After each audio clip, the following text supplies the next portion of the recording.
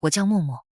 今天是我流落荒岛的第一天，海风还带着咸湿的气息，可这气息里却混杂着我这辈子都忘不了的苦涩。就在几天前，我还以为自己拥有全世界最完美的爱情和最真挚的友情，直到我推开那扇门，看到男朋友和闺蜜依偎在一起的画面，所有的美好瞬间崩塌，碎得像海边的浪花。我逃了出来，想去一个没有人认识我的地方散心，可命运却跟我开了一个更大的玩笑。轰隆一声巨响，有人大喊游轮触礁了。混乱瞬间席卷了整个船舱。就在这时，一个巨大的浪头将我从船上狠狠拍打下去，身体坠入海中的那一刻，冰冷刺骨的海水瞬间包裹了我，窒息感扑面而来。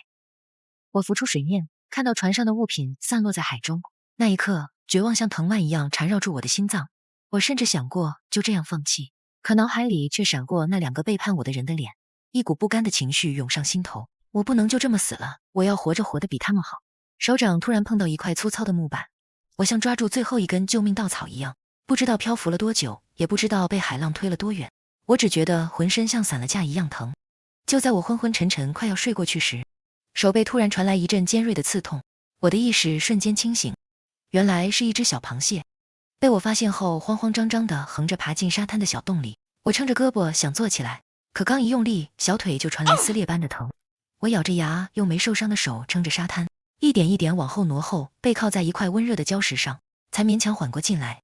又歇了好一会儿，我才扶着礁石慢慢站起来。我抬起头环顾着四周，眼前是一片望不到头的沙滩，只能听到海浪拍打礁石的声音，没有其他人的踪迹，只有我一个人站在这片陌生的荒岛上。庆幸的是，船上的部分物品也随着海浪飘到了岛上，有几瓶矿泉水和一些包装完好的饼干，暂时能解决我的吃喝问题。我坐在沙滩上，看着夕阳一点点沉入海中。我知道不能再这样坐以待毙，我必须在岛上找到一个可以遮风挡雨的住处。我看着眼前的树林，眼神里多了几分坚定。不管前方有多少困难，我都要活下去。我叫默默，轮船触礁，我流落荒岛，每天靠拾荒和打猎为生。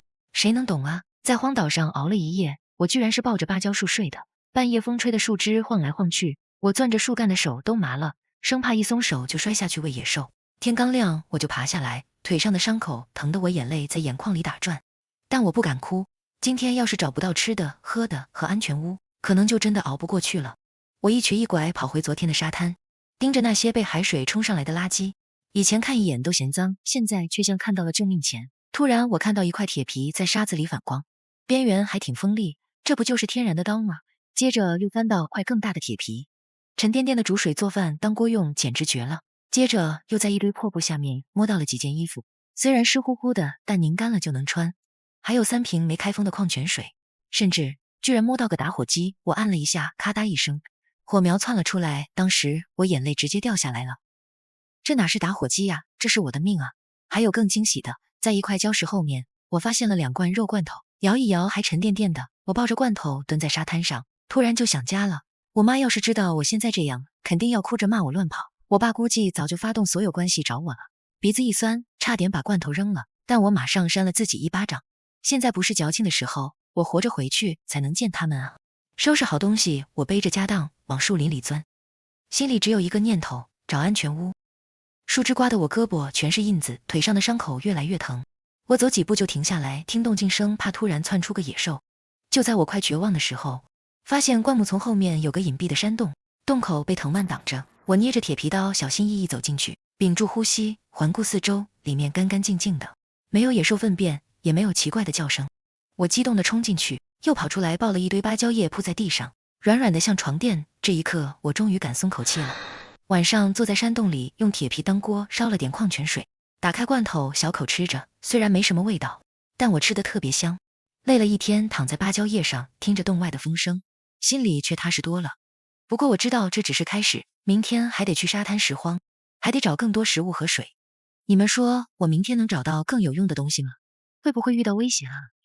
我叫默默，轮船触礁，我流落荒岛，每天靠拾荒和打猎为生。谁懂啊？在山洞里刚睡着就被哗啦啦的雨声浇醒，我猛地爬起来，想起昨天捡的那些铁皮，瞬间眼睛亮了，这不就是天然的接水盆吗？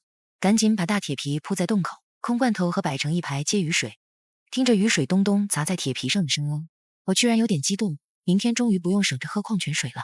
清晨的山洞里还带着昨晚雨水的潮气，可老天爷却不给我好运气。昨晚接的雨水全装在铁皮里，可经过一夜，居然渗进了沙子，浑得根本没法喝。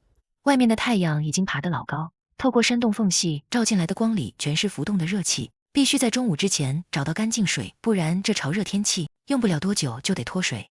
我攥着铁皮刀往树林走，刚进林子就被扑面而来的湿热空气裹住，树叶上的露水打湿了裤腿，粘在皮肤上，又闷又痒。走了没几步，突然看到几棵芭蕉树，翠绿的芭蕉挂在枝头，有的已经泛出黄晕。我踮着脚够了半天，胳膊被树枝划得火辣辣的疼。终于摘了一大串抱在怀里，这可是能当饭吃的东西。接着又听到哗啦啦的叶子响，抬头一看，几棵椰子树直戳戳地立在跟前。我抱着树干往上爬，腿上的旧伤被树皮蹭到，疼得我龇牙咧嘴。好不容易爬上去，用铁皮刀狠狠砍向椰子柄，咚的一声，椰子掉在地上，我赶紧爬下来，抱着椰子笑得直喘气。有了椰子水，至少暂时不用渴死了。可我刚把椰子放在地上，转身就懵了，刚才放在石头上的芭蕉居然少了一大半，地上留着一串小小的带爪子的脚印。我气得直跺脚，连猴子都来欺负我。我被男友闺蜜背叛，流落到这破岛，现在连口吃的都保不住。我抓起铁皮刀就往脚印消失的方向追，树林里的树枝刮得我脸生疼。跑着跑着，周围的树越来越密，阳光都透不进来，空气里全是腐烂树叶的味道。突然我看到树叶下一个比我手掌还大的脚印，我瞬间僵住，后背直冒冷汗。不会有野人吧？刚才追猴子的勇气一下子没了，只觉得周围的树叶沙沙响，都像有人在喘气。我转身就往回跑，慌不择路地撞在树上，额头磕得生疼也不敢停，直到看到前方有阳光，才敢放慢脚步，扶着树大口喘气。回到原地，只剩下几个没被偷走的芭蕉，我捡起它们，心里又委屈又无奈。算了，跟猴子置气没用，先解决肚子问题再说。我抱着椰子和剩下的芭蕉往海边走，沙滩被太阳晒得滚烫，踩在上面像踩炭火上，我只能踮着脚快走。到了海边，咸腥的海风扑面而来，海浪拍打着礁石，溅起的水花凉丝丝的。我找了根粗树枝，用铁皮刀削尖了当鱼叉，蹲在礁石后面等鱼。海水清澈的能看到小鱼游来游去，我屏住呼吸，猛地把鱼叉扎下去，可鱼太灵活，好几次都让它们跑了，鱼叉还差点掉进海里。我弯腰去捞，手指触到冰冷的海水，突然想起妈妈以前给我煮的鱼汤，我不能哭，活着才能再喝到妈妈做的汤。我攥紧拳头，重新举起鱼叉，这次终于扎中了一条小鱼，我激动得差点跳起来，又接连扎中2条，才心满意足地往山洞走。回到山洞，我用大铁皮当锅生了一堆火，准备烤鱼。火苗滋滋地舔着铁皮，鱼香味慢慢飘出来，我肚子饿得咕咕叫，刚想咬一口，突然听到山洞外传来咔嚓一声，是树枝断裂的声音。我瞬间僵住，赶紧把火浇灭，山洞里一下子黑下来，只有洞口透进来的一点光。我攥紧铁皮刀，大气都不敢出，耳朵死死盯着洞口。外面是什么？是刚才的猴子，还是那个巨型脚印的主人？今晚还能安全过夜吗？我叫默默，轮船触礁，我流落荒岛，今天是第4天。刚才那声咔嚓根本不是树枝断，是黑熊踩在枯木上的动静。我眯眼往外瞄，只见一团黑乎乎的影子从树林里挪出来，爪子比我手掌还大，吓得我大气都不敢出。突然闻到一股烤鱼的香味，我心想完了，刚烤好的小鱼还放在洞口石头上。我赶紧抓起鱼往洞外扔，看着黑熊叼起鱼，脑袋一甩就咽下去。我在心里把他骂了个狗血淋头。我蹲在海边晒了一下午，腿都蹲麻了，才抓到3条小鱼，一口没尝着，全喂你了。这哪是荒岛求生，我简直是给熊当厨子。这山洞绝对不能待了，万一他明天还来要饭，我这点家底迟早被吃空。清晨的林子潮得能拧出水，树叶上的露水一碰到衣服就渗进去，贴在皮肤上又凉又黏，走2步裤脚就沾满了泥。我深一脚浅一脚的找，终于在一片芭蕉树旁发现个半人高的小洞，里面干燥得很。我扒开藤蔓笑出了声，这不就是现成的海景房吗？出门就能摘芭蕉，还能盯着偷东西的猴子，看我这次不把他们偷我的全补回来，接下来搭房子才是真受罪。我找了棵手腕粗的树，用铁皮刀往树干上砍，刀刃磕在木头缝里，震得我手腕发麻，树皮糙得像砂纸，抓着树干借力时，掌心被磨得火辣辣的疼，没砍几下就起了个血泡。我咬着牙接着砍，汗水顺着额头往下淌，滴在眼睛里又酸又涩。好不容易砍倒一棵树，拖回去时被地上的树根绊倒，膝盖磕在石头上，疼得我眼泪差点掉下来。歇了口气，又去摘藤蔓，手指被叶子边缘的细刺划的全是小口子，沾到汗水钻心的疼，但还是藤蔓握在一起，一根一根搓成绳子。这绳子得结实点，不然风一吹，房子就塌了。我把木头铺在一起，再用绳子把细木头绑成床板的样子，最后把芭蕉叶一层一层铺在上面。忙到太阳快到头顶，终于搭出个小床。我坐在木头床上，直喘气，看着自己满是伤口的手，心里却有点骄傲。以前连快递盒都懒得拆，现在居然能自己造安全屋，也算没白遭罪。太阳快落山时，我赶紧往海边跑。退潮后的沙滩泛着白花花的光，咸腥的海风刮得脸发紧，嘴里都能尝到盐味。我弯腰在沙滩上扒拉，居然捡到好几块碎花布料，摸起来是棉的，虽然被海水泡得有点硬，但晒晒干铺在床上肯定比芭蕉叶舒服。我把布料抱在怀里，正想找树枝捕鱼，却发现海边连条鱼影都没有。就在我蹲在礁石上犯愁时，突然看到礁石缝里有白白的东西，是生蚝，密密麻麻地粘在石头上，有的还张着嘴，露出嫩乎乎的肉。我瞬间来了劲，掏出铁皮刀往生蚝壳缝里撬，刀尖划了好几次才撬开一个，鲜美的汁水顺着手指往下滴，我赶紧塞进嘴里，咸鲜的味道在舌尖散开，比城里餐厅的还好吃。撬完生蚝，又在石缝里抓螃蟹，小螃蟹跑得飞快，我追得满头大汗，才抓到3只，还被螃蟹钳了一下手指，疼得我直甩手。最后在沙滩上捡到2条搁浅的小鱼，虽然不大，但够我吃一顿了。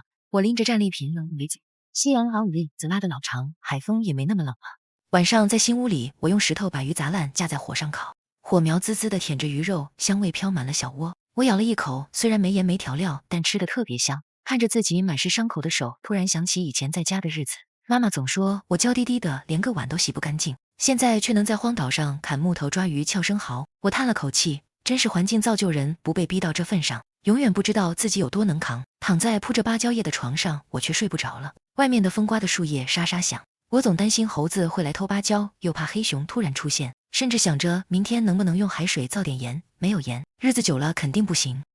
我攥紧铁皮刀，盯着洞口的微光，心里默默祈祷，明天一定要顺顺利利的，至少别再给熊打工了。我叫默默，今天是沦落荒岛的第5天。后半夜风顺着洞缝灌进来，吹得我直打哆嗦，迷迷糊糊中满脑子都是得弄个门。这洞没门跟敞着怀似的，别说熊了，再来只野猴都能随便闯进来。明天一早先去砍几根细木头搭个门，铁皮锅还能放洞口接露水，早上洗漱喝水都不用跑远。还有那几块布料，潮的能拧出水，晒透了铺在床上，肯定比现在的芭蕉叶舒服多了。越想越精神，直到天亮了才眯了会儿。清晨的林子还飘着薄雾，空气湿得能掐出水。我攥着铁皮刀去昨天砍树的地方，选了2根手腕粗的直木头，砍的时候刀刃卡在木纹里，震得我手腕发麻。好不容易把木头扛回洞，又被藤蔓上的倒刺勾破了衣服，我气得薅断藤蔓往地上摔，连根破藤都欺负我。折腾到中午，总算把木门搭起来了，歪歪扭扭的却能挡住洞口。我想着这要是再搞块门牌，写上请勿打扰几个字，熊看见了会不会就不进来了。想着想着忍不住笑了起来，这牌子要是能拦住熊，太阳都能从西边出来。歇了会儿就去摘椰子，椰子树底下的落叶堆得厚厚的，踩上去软乎乎的，刚抱住树干，突然瞥见树根旁爬着个硬壳东西，是椰子蟹，比我巴掌还大，爪子举得老高，看着就吓人。我心里咯噔一下，往后退了2步，可转念一想，再难吃也是肉啊，总比天天吃芭蕉强。我屏住呼吸，捡起块石头慢慢挪过去，趁它不动猛地砸下去，没砸中要害，它举着爪子就往我脚边爬。我吓得蹦起来，又抓着石头连砸几下，才把它砸晕，赶紧用藤蔓捆住，手心全是汗，这玩意儿比猴子还难对付。拖着椰子蟹回洞放好，又去摘芭蕉，刚把芭蕉放在洞口，就看到树影里窜出只猴子，正是之前偷我芭蕉的那只。我气得眼睛都红了，抓起根树枝就追，这次非抓住你不可。猴子在树林里窜得飞快，我追得满头大汗，衣服被树枝刮得全是口子。突然看到猴子脚一滑，掉进了旁边的水塘里，我心里一紧，哪还顾得上生气，赶紧拽着树枝，用力地把猴子拉上来。一看天色，太阳都快落山了，树林里渐渐黑下来，风吹的树叶沙沙响。我心里发慌，赶紧丢下猴子往山洞跑。路上想起还没去海边洗衣服，身上的汗味混着泥味，臭得自己都嫌弃。明天说啥也得去海边，再这么臭下去，猴子都要躲着我了。刚跑到洞口，就听到身后有动静，我吓得僵住，手里的树枝都攥断了。慢慢回头一看，居然是那只被我救的猴子，蹲在不远处看着我，手里还攥着个野果。我心里犯嘀咕，他跟着我干啥？是来谢我，还是又想偷我芭蕉？正犹豫着要不要让他进来，猴子突然把野果往我脚边一扔，转身窜进了树林。我捡起野果，看着漆黑的树林，心里又暖又慌。明天他还会来吗？要是再遇到别的危险，我还能这么幸运吗？我叫默默，今天是我沦落荒岛的第6天。谁懂啊？在荒岛终于能洗上热水澡了。清晨被阳光晃醒，摸出铁锅里接的露水，架在火上烧得咕嘟响。蒸汽裹着草木香飘满山洞。等水烧开的间隙，盯着掌心的茧子发呆。以前在家连热水器都懒得调温，现在居然能在山洞里搞露天洗浴，这日子真是越来越魔幻。水一烧开，赶紧怼了点凉水，水温刚好。洗去身上的汗味和泥垢时，舒服的我差点呻吟出声。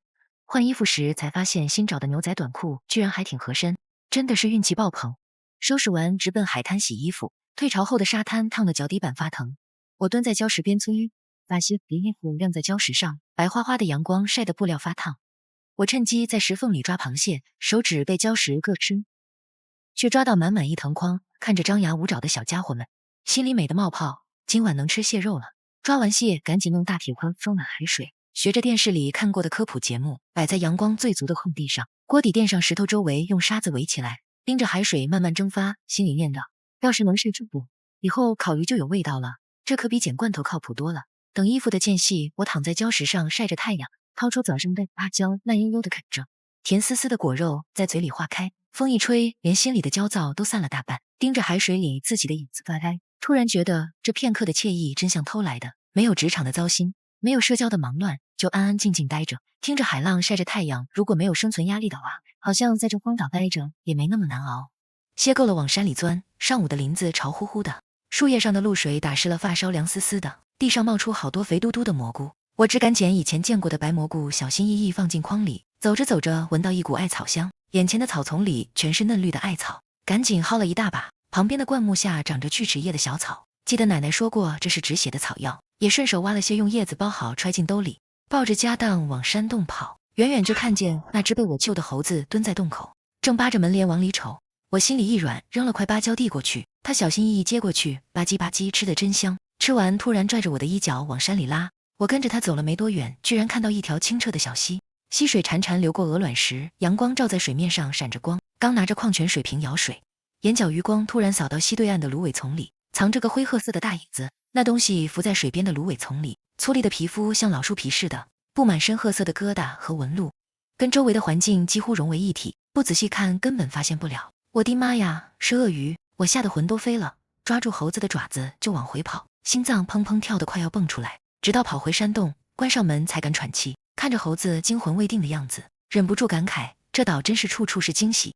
刚捡着蘑菇就遇鳄鱼，老天爷是怕我日子太舒坦吗？把溪水倒进铁锅里，又把蘑菇和螃蟹摆好，看着点燃的艾草和玩螃蟹的小猴子，突然觉得这荒岛生活也没那么糟。明天再去小溪边瞅瞅，看看能不能抓只小鸡、小兔子啥的。哈哈，为了活命也只能吃兔兔喽。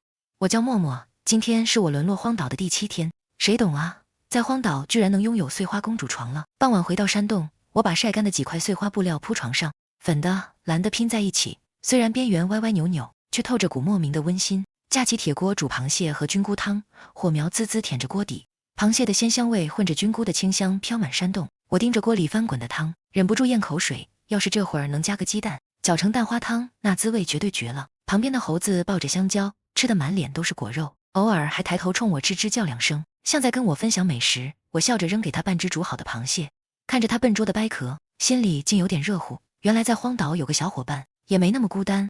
吃完，把剩下的螃蟹放进藤筐，找了件旧衣服盖严实，生怕半夜被野东西偷了去。躺在碎花床上，听着洞外的虫鸣声，居然难得睡了个安稳觉，连梦里都在想明天要跟猴子一起去摘芭蕉。第二天一早，我带着猴子直奔芭蕉林。清晨的林子还飘着薄雾，树叶上的露水打湿了裤脚，凉丝丝的。我指了指高处的芭蕉，猴子立刻心领神会，蹭蹭爬上树，熟练地把一串串芭蕉扔下来。我在底下捡，不一会儿就装满了藤筐。看着堆得像小山似的芭蕉，我忍不住感慨，早知道合作这么快，我之前干嘛自己累死累活爬树啊？要是能再找几个合作伙伴，这荒岛日子不得起飞。突然想起之前想喝蛋花汤的事儿，我一拍脑袋，拉着猴子往树林深处走，掏鸟蛋去。林子越来越密，阳光透过树叶的缝隙洒下来，形成一道道光柱。走了没多久，就看到树枝上挂着个鸟窝，我让猴子爬上去看看，它灵活地窜上树，探头往窝里瞅了瞅，然后小心翼翼地掏出2个圆滚滚的鸟蛋扔给我。我赶紧用布兜包好，放进篓子里，心里美滋滋的，今晚终于能喝上蛋花汤了。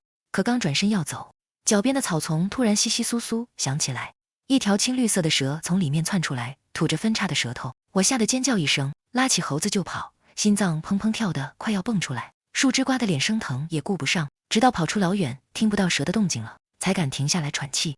猴子也吓得紧紧抓着我的衣角，吱吱叫个不停。我拍着他的脑袋安慰：没事儿没事儿，咱们下次小心点。带着鸟蛋往溪水边去，远远就看到溪水边热闹得很，几只野猪在低头喝水，小鸟在旁边的树枝上叽叽喳喳，还有小兔子在草丛里蹦跶。我灵机一动，决定设个陷阱抓小动物，找了根粗树枝，在地上挖了个坑，铺上树叶做伪装，再在树叶上放了点香蕉碎当诱饵。我俩躲在树后等着，没一会儿，一只小兔子果然被诱饵吸引，踩中了陷阱，扑通一声掉进了坑里。我激动地跳起来，拎起小兔子跟猴子击了个掌，太厉害了，今晚有肉吃了。带着满满的战利品往山洞走，我看着篓子里的鸟蛋、小兔子，心里突然涌起一股劲儿，明天一定要去溪水边设计个捕鱼陷阱，以后不仅有肉吃，还有鱼吃，就算在荒岛，我也要把日子过成春暖花开、面朝大海的样子。我叫默默，今天是我沦落荒岛的第8天。谁能想到啊，以前连杀鸡都不敢看的我，现在居然能面不改色的在山洞里烤兔子，火塘里的柴火烧得噼啪，响兔肉慢慢渗出油脂，焦香混着草木灰的味道飘满山洞。我用树枝戳了戳肉皮，看着油珠滴进火里溅起小火花，心里突然有点发愣，这才多久啊，我居然变得这么狠了。我扯了扯烤得金黄的兔腿，忍不住叹气，不是想变狠，是在这荒岛不狠根本活不下去啊。把剥下来的兔皮摊在石头上，兔皮毛茸茸的，还挺厚实。我摸了摸，冬天要是真来了，这玩意儿至少能挡点风，就是不知道我能不能撑到冬天，能不能等到有人来救我。越想越乱，我赶紧摇摇头，把念头甩开，想这些没用，先活着再说。把装香蕉、鸟蛋的藤筐挪到山洞最里面的角落，看着堆得满满的筐子，突然庆幸之前闲得没事编了好多藤筐，不然这么多吃的根本没地方放。不行，得再去多存点粮食，万一真要在这过冬，这点东西肯定不够。第二天一早，天刚蒙蒙亮，我就带着猴子出发了。清晨的树林里飘着薄薄的雾，空气湿得能凝出水。我们往之前发现野果的方向走，没一会儿就看到几棵结满海菠萝的树，橙黄色的果子挂在枝头，看着就甜。我赶紧拿出藤筐，又怕周围有蛇，先拿着树枝在附近的草丛里扫了好几圈，树枝划过草叶发出沙沙声，确认没看到蛇影，才敢跟猴子一起摘海菠萝。不一会儿就装了小半筐。摘完野果，我想起昨天准备的渔网，带着猴子往小溪边去。溪边的草长得比膝盖还高，开着细碎的小白花。我在附近挖了点蚯蚓当鱼饵，把渔网铺在溪水较深的地方，又在渔网周围撒了点蚯蚓碎打窝，心里念叨，希望今天能多捕几条鱼，晚上就能喝鱼汤了。等待捕鱼的间隙，我坐在溪边的石头上歇脚，猴子在旁边的草地上追蝴蝶，一会儿扑到花丛里，一会儿又跑到溪边玩水，溅起的水花打在他脸上，逗得他吱吱直笑。我抬头看着眼前的景色，溪水清澈见底，阳光照在水面上像撒了一层碎金，远处的树林郁郁葱葱，偶尔有小鸟飞过，叫声清脆悦耳。突然觉得这地方其实挺美的，没有城市里的汽车尾气，没有高楼大厦的遮挡，连空气都带着草木的清香。要是没有生存的压力，真想在这儿多待一会儿。等了差不多1个小时，我估摸着鱼该进网了，赶紧起身去收网。刚把渔网往上提，就看到里面扑腾着几条肥鱼，还有2条小虾。我高兴得差点跳起来，有鱼吃了。可还没等我把鱼放进筐里，就听到猴子突然吱吱叫着往我身后躲。我心里一紧，转头一看，只见不远处的草丛里窜出一只野狗，浑身的毛乱糟糟的，嘴里还发出呜呜的低吼，看样子是盯上我的鱼了。我赶紧把装鱼的筐子护在身后，手里紧紧攥着长树枝，心里有点发慌，但还是强装镇定地盯着野狗。这鱼可是我等了好久才捕到的，绝对不能让它抢走。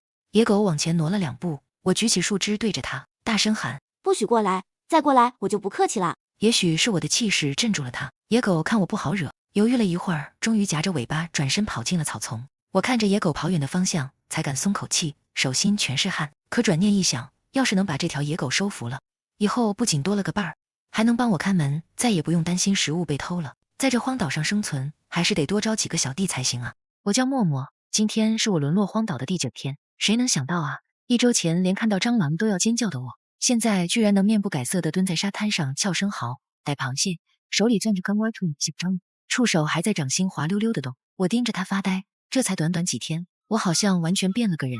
以前在家里饭堆懒子，现在为了口吃的，能顶着烈日下海捕鱼，爬树磨的手心全是茧。想起第一次见鳄鱼时，我拽着猴子跑的鞋都掉了。再对比现在敢主动跟野狗叫板，不是我想变狠，是这荒岛容不得半点怂，不杀伐果断早就成了野兽的点心。可想着想着又有点慌，不知道明天还会遇到什么。是更凶的野兽，还是连雨天都躲不过的台风？也不知道还要等多久才能看到救援的船。我甩了甩头，把焦虑压下去，想这些没用，当务之急是囤够粮食，先把温饱这关过了。就算遇到刮风下雨不出门，也不至于饿肚子。第二天一早，天刚亮，我就带着猴子往海边赶。海浪一层一层往岸上涌，把贝壳和小螃蟹冲到脚边。我正低头捡贝壳，突然看到不远处的礁石旁飘着一块半透明的塑料薄膜，赶紧跑过去捡起来。这玩意儿简直是宝贝！我拍着薄膜，激动地跟猴子说：“咱们挖个坑，用它当衬里养海鲜，以后就能囤货了。”猴子似懂非懂地吱吱叫着，跟着我在沙滩上翻找。退潮后的沙滩藏满了惊喜，石缝里躲着小章鱼，沙坑里埋着海星，随手一捞就能抓到蹦大的虾和蟹。我把收获全塞进藤筐，笑得合不拢嘴。今晚又能加餐了。回到山洞，我在门口选了块空地，拿起树枝挖坑，泥土湿润松软，挖起来不算费劲。挖好半人深的坑，把塑料薄膜铺进去，再把海鲜一股脑倒进去，加点海水。看着坑里活蹦乱跳的虾蟹，我忍不住拍手，终于有属于我的海鲜地窖了。以后想吃就拿，也不用天天跑海边了。歇了会儿，我又带着猴子去摘野果。刚走进树林，就听到嗡嗡的蜜蜂声，我俩赶紧躲在树后探头看，是一只蜜獾，正抱着蜂巢啃得满脸是蜜，地上还散落着好几个没吃完的蜂巢。我眼睛一亮，捡起块石头，朝蜜獾旁边的草丛扔过去，试图吸引它的注意力。猴子趁机飞快地冲上去，抓起2个蜂巢就往回跑，我也跟着撒腿就溜。我俩跑到安全地方才停下，看着手里的蜂巢，笑得直喘气。这波声东击西绝了，又能喝蜂蜜水了。夜晚的树林静得吓人，只有虫鸣声和树叶的沙沙声。回到山洞，我赶紧给自己泡了一杯蜂蜜水，甜甜的蜂蜜味瞬间飘满山洞，喝一口暖到心里。又把小章鱼串在树枝上，架在火上烤，油脂滴进火里，滋滋响着，香味勾得人直流口水。吃着烤章鱼，想着我的海鲜地窖和装满野果的藤筐，心里突然涌起一股劲。明天再去设置几个陷阱，抓点野鸡野鸭养在洞外，以后不仅有海鲜吃，还有肉和蛋吃。就算在荒岛，我也要做大做强。我叫默默，今天是我沦落荒岛的第10天。清晨是被雨声哗啦啦砸醒的，睁眼就听见雨水打在芭蕉叶上的声音。我出去看了看，突然超庆幸上周囤了那么多海鲜和野果，这鬼天气出去找食，怕不是要被淋成落汤鸡，还得担心脚下打滑摔进泥坑。有囤粮就是硬气，饿不着。赶紧把铁锅全搬到洞口接雨水，看着清水慢慢注满容器，心里踏实得很。回洞升起火塘，从海鲜地窖里捞了把海带，几只小螃蟹，又抓了把之前捡的干蘑菇，一股脑扔进铁锅，火苗舔着锅底，没多久汤就咕嘟咕嘟冒起泡泡。海带的鲜，螃蟹的甜混在一起，香得我直咽口水。盛一碗喝下去，热汤顺着喉咙滑进胃里，浑身都暖透了，连之前跟野狗打架的疲惫都散了。喝完汤往碎花床上一躺，听着洞外的雨声，突然觉得这日子也挺爽，不用早起挤地铁，不用被老板催方案，更不用应付同事间的勾心斗角，脑子里干干净净的，只想今天吃什么，明天囤什么。以前在城里吃大餐都没那么满足，现在挖点生蚝，抓只螃蟹，都能开心半天。想着想着，眼皮越来越沉，居然睡了过去。再次醒来时，雨已经停了，洞外的空气带着雨后的清新，深吸一口都觉得舒服。我带着猴子打算去小溪边看看，刚走进树林，就发现地上全是湿漉漉的泥，踩上去黏糊糊的，裤脚很快就沾了泥点。到了小溪边，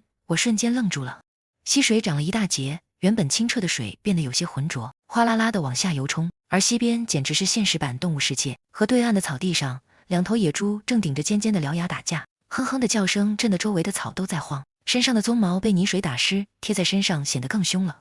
草丛边几只野鸭子正低头喝水，没等反应过来，水里突然窜出一条鳄鱼，大嘴巴一张就咬住了一只鸭子，剩下的鸭子扑棱着翅膀慌慌张张地往天上飞。不远处的小路上，几只小鹿和小兔子吓得四处乱窜，有只小兔子跑得太急，还摔了个跟头，半天都爬不起来，连耳朵都耷拉下来了。树枝上的小鸟也叽叽喳喳地叫着，好像在为这场厮杀尖叫。我躲在树后，心脏砰砰直跳，突然就懂了什么叫弱肉强食。这岛上根本没有什么岁月静好，不主动去抢吃的，下一个饿肚子的就是我。我握紧手里的渔网，眼睛紧紧盯着四周，等着被吓到慌不择路的野鸡或野鸭。没等多久，就有3只小野鸭慌慌张张地从草丛里窜出来，朝着我这边跑。我让猴子去拦住鸭子，瞅准时机，用渔网把3只小鸭兜住，它们在往里扑棱着翅膀，猴子在旁边吱吱叫着，像是在给我鼓掌。带着战利品回山洞的路上，我心里美滋滋的。到家后，我找出之前剩下的细木头，在洞旁边打了个简易的篱笆，把3只小鸭放进去。看着篱笆里的小鸭，我忍不住笑，我的粮仓队伍又壮大了。可刚转身要回动，就听到篱笆外传来窸窸窣窣的声音。转头一看，居然有只白色的小狐狸正在目不转睛地盯着里面的小鸭。它是来干嘛的？是要来抢我的储备粮吗？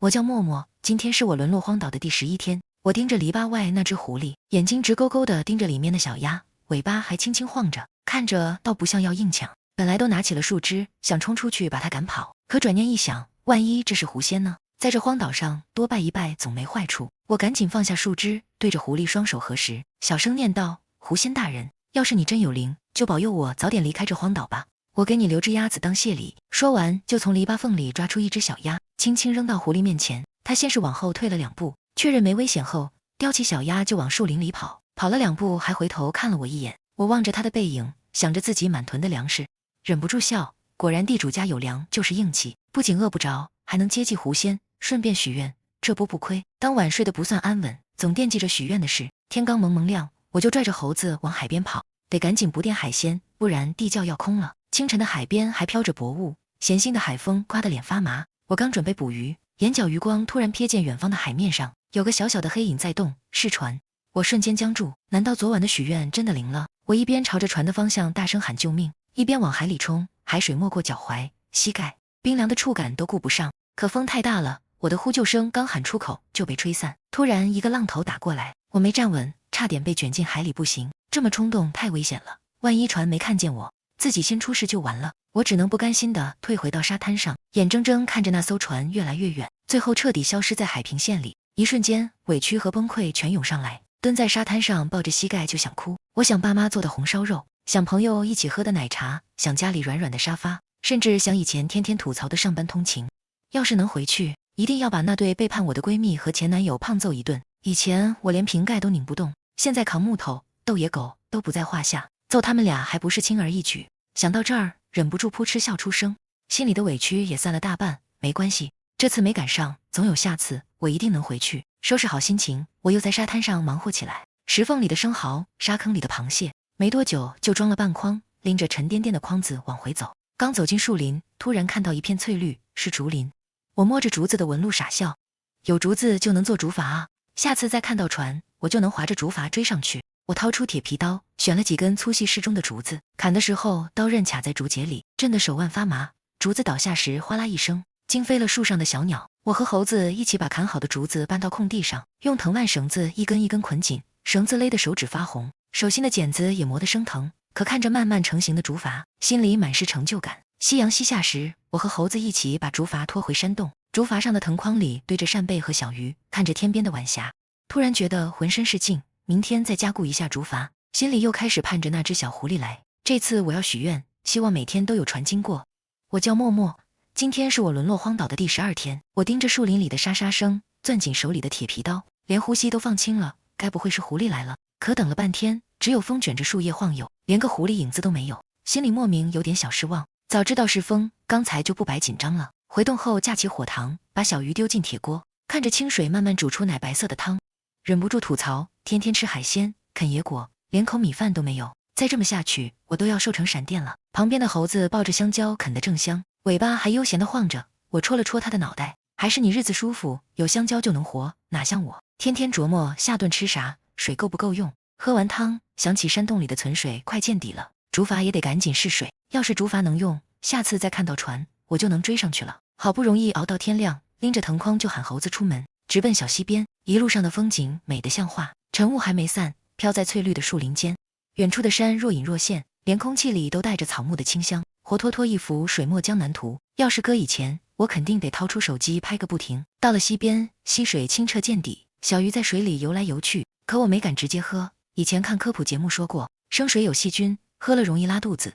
在这荒岛生病，可比饿肚子还可怕。溪边挤满了来喝水的小动物，小鹿低着头小口啜饮，兔子蹲在岸边警惕地张望，还有几只野鸡在草丛里啄食。我赶紧躲在树后，想着跟上次一样捡漏，抓只慌不择路的猎物。可还没等我盯准目标，头顶突然传来嘶嘶声，抬头一看，一条花斑蛇正吊在树枝上。我吓得浑身一激灵，还没等反应过来，蛇突然朝我扑了过来。我下意识抬手就是一刀，铁皮刀刷地划中蛇身，蛇疼得蜷成一团，摔在地上，灰溜溜地跑了。这番动静，溪边的小动物早就跑得没影了。捡漏的想法彻底落空，只能蹲下来打水，一边灌一边叹气，没得捡漏了。刚装满水，草后面突然传来窸窸窣窣的动静，我瞬间举起刀，结果窜出来的是只半大的小野猪，正傻乎乎地拱着草根。我眼睛一亮，冲上去一把抱住它。野猪哼哼地挣扎，我死死按住送上门的肉，可不能放跑了。抓完小猪扔回山洞，我火急火燎带着猴子去海边试水，可竹筏刚放进海里就被浪打得左右摇晃，我扒着竹鞭拼命稳住，还是差点被掀下去。不行，太小太晃了。我咬咬牙，先把竹筏拖回岸上，又跑回竹林砍了好几根粗竹子，扛得肩膀发酸，才凑够了材料。蹲在沙滩上，把新竹子一根根绑在旧竹筏边缘，扩大了近一半面积，又用藤蔓一圈圈绕紧，手指被勒得发红，连掌心的茧子都磨得发疼，才再次把竹筏推下海。这次竹筏稳多了，浪打过来只是轻轻晃动，累得满头大汗。回到山洞，本来想宰只小鸭，炖锅野鸭竹笋汤补补，结果刚到篱笆栏前，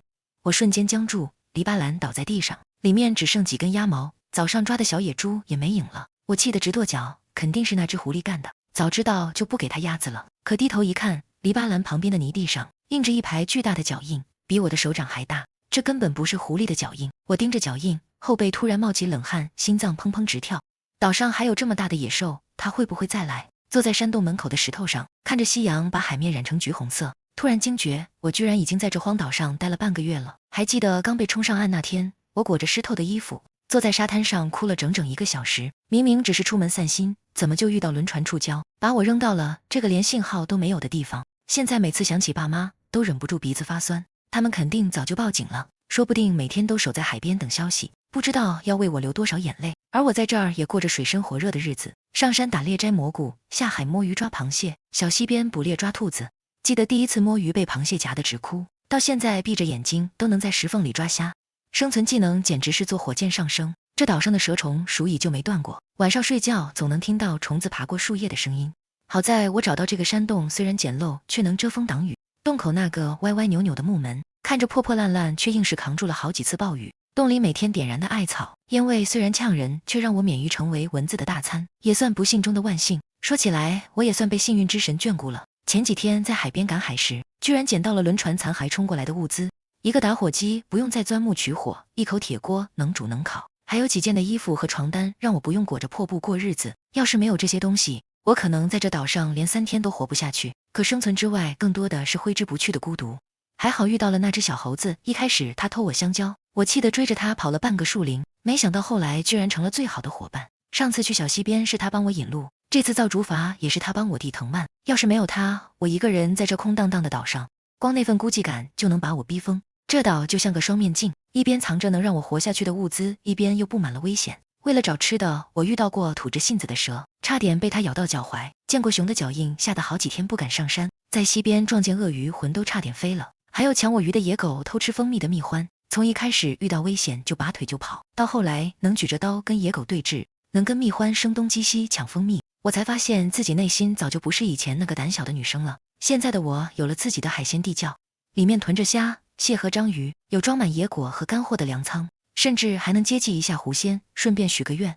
没想到那愿望好像真的灵了。前几天我真的在海上看到了船的影子，那一刻我觉得自己离回家不远了。可命运好像总爱跟我开玩笑，就在我满怀希望的时候，却遇到了上岛以来最大的危机。我在篱笆栏附近看到了一排巨大的脚印，不是野兽的，更像是人的。我突然想起以前看过的野人纪录片，里面说野人会生吃小动物，身体壮的能掰断树枝，战斗力根本不是我能比的。他们既然能找到我的篱笆栏，肯定早就知道我的住所了。我抱着猴子缩在山洞里，脑子里乱成一团，要不要搬走？可我好不容易从一无所有到现在不愁吃穿，我的海鲜地窖，我的粮仓，我的竹筏，这些都是我一点点攒起来的。搬去别的地方，说不定连个遮雨的地方都没有。可要是不搬，万一野人真的找上门来，我和猴子打得过吗？猴子好像察觉到我的不安，用头蹭了蹭我的胳膊，我摸了摸它的毛，心里却越来越慌，翻来覆去，直到后半夜都没睡着，生怕听到外面有脚步声。万一野人今晚就来怎么办？我到底该怎么办？评论区的小伙伴们，你们能给我一点意见吗？清晨被阳光晃醒，走到洞外呼吸着新鲜空气，我盯着那片光，突然就想通了，我凭什么因为一个没见过面的野人脚印，就放弃好不容易攒下的家业？这荒岛日子已经够苦了，总不能因为还没发生的事，就把现有的一切都扔了，太不值了。但也不能掉以轻心，得赶紧做准备。首先，外面的小鸡小鸭绝对不能再养了，活物的动静太大，不仅引来了狐狸，说不定也把野人引来了。其次，之前看到脚印的那片区域，以后坚决不踏进去。打不过总躲得过吧。最重要的是那把捡来的铁皮刀，必须随时别在腰上，就算真遇到野人，至少还有点划伤他的可能，总比赤手空拳强。想着想着，突然灵光一闪，还能智取啊！上次采白蘑菇时看到好多五颜六色的菌子，一看就有毒，要是真碰到野人，说不定能想办法诱导他吃下去。虽然有点冒险，但死马当活马医总比坐以待毙强。这么一想，心里的慌劲散了大半。就像以前拿到体检报告，看到一堆异常指标，吓得要死，发誓要锻炼忌口。结果过段时间该干嘛干嘛，日子总得过下去。我拍了拍猴子的脑袋，把它摇醒，拎起藤筐就往树林走。清晨的阳光穿过树叶，洒下密密麻麻的光斑，空气里飘着草木和泥土的清香，连风都变得温柔起来。我一边走一边感慨，要是没有生存压力，这地方简直像世外桃源。到了常去的蘑菇地，我先蹲下来扒开草丛仔细看。这里的白蘑菇长得特别规整，伞盖是淡淡的奶白色，闻着还有股淡淡的清香，是之前吃过的品种。猴子也学着我的样子蹲在旁边扒草，可它分不清好坏，看到个蘑菇就想往嘴里塞。我赶紧拉住它的爪子，指着一朵红的发亮伞盖上还带黑斑的蘑菇，轻轻敲了敲它的脑袋，这个不能吃，吃了会肚子疼。说着把那朵毒蘑菇摘下来放在一边，又陆续挑了几朵黄的紫的，都是颜色鲜艳，一看就有问题的，都小心收起来。采了小半筐蘑菇，我拍了拍手上的泥土，喊着猴子往竹林走。到了竹林，刚走近就闻到一股竹子的清香味。我顺着竹根找，很快就看到几处泥土微微隆起的地方，上面还裂着细细的缝，这就是有竹笋的信号。我费劲地掏出铁皮刀挖笋，猴子在旁边看得兴奋，也学着我用爪子扒土，可他没力气挖，只能抱着刚露出头的小笋晃来晃去，惹得我直笑。我又挖了3根竹笋，足够吃2顿了，才停下手里的活。抬头看到竹林地上落了一层干枯的竹叶，金黄一片，踩上去沙沙响，这可是好东西，晒干后特别容易点燃，比找干树枝方便多了。我赶紧让猴子帮忙，一人一猴蹲在地上捡竹叶，很快就攒了一堆。回到山洞把东西归置好，从矿泉水瓶里倒出点蜂蜜，冲了杯蜂蜜水，甜丝丝的味道滑进喉咙，瞬间满血复活。本着享受一天是一天的想法，我揣了根香蕉，喊上猴子往海边走，既想碰碰运气等船，也想看看海边的夕阳。站在沙滩上，看着海浪一卷一卷地拍打着沙滩，远处的天空慢慢染上橘红色夕阳，像个大火球，一点点沉向海面，把海水都染成了金色。我突然觉得这样的景色在城市里根本看不到，以前总忙着上班赶地铁，连抬头看天的时间都没有。要是能回去，一定要多抽时间到处走走，多看看这样的美景，别再把日子过成连轴转的机器。等夕阳完全落下，我才带着猴子往回走。刚走进树林，就看到一道白色的影子从眼前一闪而过，是那只白狐狸。它跑了几步，还回头看了我一眼，好像在跟我打招呼，又好像在提醒我什么。我愣了愣，看着它消失在树林深处，心里突然有点好奇，这狐狸总在附近晃悠，难道真的有什么特别的意义吗？我叫默默，今天是我沦落荒岛的第16天。看着白狐狸消失在树林深处，我心里突然咯噔一下。昨天好像就是看到它之后，才发现了野人脚印。这狐狸该不会是野人养的探子吧？越想越慌，脚步都加快了，连猴子在后面吱吱叫都没心思理。到了山洞门口，我先蹲下来仔细看了看地面，没看到新的脚印，这才松了口气，拍了拍胸口，忍不住笑自己，真是想太多了，哪有那么巧的事？说不定狐狸只是路过找吃的。光顾着慌了，又忘了跟狐仙许愿，下次再见到它一定要补上。回洞后，我把之前晒干的海带和蘑菇拿出来，用刀切碎扔进铁锅里煮，火苗舔着锅底，没多久汤就咕嘟咕嘟冒起泡，海带的鲜混着蘑菇的香飘满了整个山洞。又从海鲜地窖里捞了只小章鱼，串在树枝上烤，油脂滴进火里，滋滋响着，咬一口甜滋滋的，忍不住感慨，虽然是原汁原味，但要是有包孜然，味道肯定更绝。吃完躺在碎花床上，看着洞顶的岩石，突然觉得这荒岛日子也有好处，每天早睡早起，不用熬夜赶方案，连黑眼圈都淡了不少，没多久就睡着了，睡得还特别香。结果第2天一早，我是被猴子薅头发疼醒的，他蹲在我枕头边，手里还抓着根香蕉，好像在催我起床。我揉了揉头发，坐起来看了看天，万里无云的，正好适合去摘野果。拎着藤筐刚走进树林没多远，突然刮起一阵大风，乌云瞬间遮住了太阳，没等我反应过来，豆大的雨点就砸了下来，还伴着轰隆隆的雷声闪电，把树林照得惨白。我吓得赶紧躲到一棵大树底下，抱着胳膊缩成一团，冻得瑟瑟发抖，只能盼着雨快点停。等雨终于小了，我才哆哆嗦嗦地站起来，突然想起以前看的科普，打雷天不能躲在树下，容易被闪电击中。我拍了拍胸口，暗自庆幸，还好没出事，真是命大。现在浑身湿透，也没心思摘野果了，还是先回洞烧点热水洗澡，不然肯定要感冒。回到山洞烧了锅热水，简单洗了个澡，换了件捡来的淡黄色衬衫和牛仔裤，这2件衣服算是我为数不多的体面衣服了。换好衣服，又拎着脏衣服去海边洗。海水虽然凉，但洗得还挺干净。我坐在海边的岩石上拧衣服，突然瞥见不远处的沙滩上有个彩色的东西，是个行李箱。我瞬间激动地跳起来，连衣服都顾不上拧。这行李箱看起来还挺新，应该是刚被海浪冲上来的。我赶紧打开箱子，首先看到的是几件厚外套，心里一喜，再过段时间天气转凉，正好能穿。接着又翻到一面小镜子，我赶紧拿出来照了照，皮肤确实比以前粗糙了不少，也黑了一圈，不过眼睛倒是比以前亮了。继续往下翻，居然翻到了几瓶护肤品、爽肤水、乳液还有面霜，我差点尖叫出来，真是刚想睡觉就有人送枕头。还在箱子底下看到一支口红，红色的看起来还挺好看。我拿着口红愣了愣，忍不住笑。在这荒岛上，口红确实没什么用，总不能涂着口红去抓螃蟹吧。不过这行李箱里的东西已经够惊喜了，不知道还有没有其他有用的。我盯着箱子，心里满是期待，会不会有打火机或者压缩饼干？小伙伴们，你们觉得我还能从这箱子里发现啥好东西啊？我叫默默，今天是我沦落荒岛的第17天。我捡到一个行李箱，抱着口红愣神的功夫，手往下一摸，居然摸到了一包软乎乎的东西，是纸巾。我赶紧抽了一张，触感比我用的树叶舒服1万倍，瞬间眼眶有点发热。再往箱子里扒拉，清洗接二连三砸过来，2条叠得整整齐齐的毛巾，一条浅蓝，一条米白，摸起来是纯棉的。一个透明的塑料水杯，杯身上还印着卡通图案，一块裹着包装纸的肥皂，拆开闻了闻，是淡淡的柠檬香，甚至连牙膏牙刷都有。这半个多月没好好洗漱的委屈突然就涌上来了。这些在城市里随手可得的日用品，可在这荒岛上简直是奢侈品。有了毛巾能擦干净身上的泥，有了肥皂能洗得干干净净，有了牙膏牙刷终于不用嚼竹叶清新口气了。看着肥皂总觉得像在做梦，好像下一秒就能回到家里，把自己摔进软乎乎的沙发里，打开电视看剧。鬼知道这半个月我是怎么熬过来的。刚上岛时连喝口水都要担心水里有细菌，晚上躺在硬邦邦的岩石上，听着外面的虫鸣兽叫，整夜睡不着。为了找口吃的，顶着烈日下海摸鱼，手指被螃蟹夹的全是伤口，爬椰子树时手心磨出了血泡。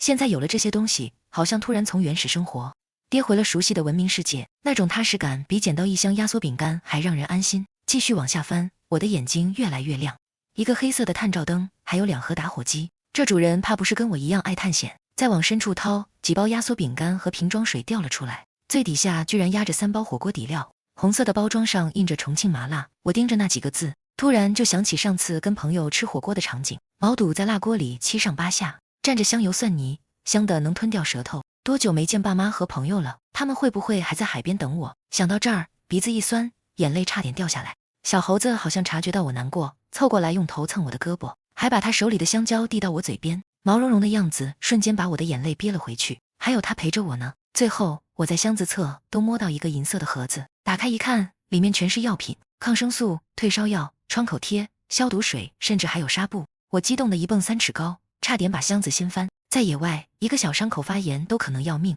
之前我被树枝划伤，只能找草药捣成泥敷上，现在有了这些药，终于不用怕感染了。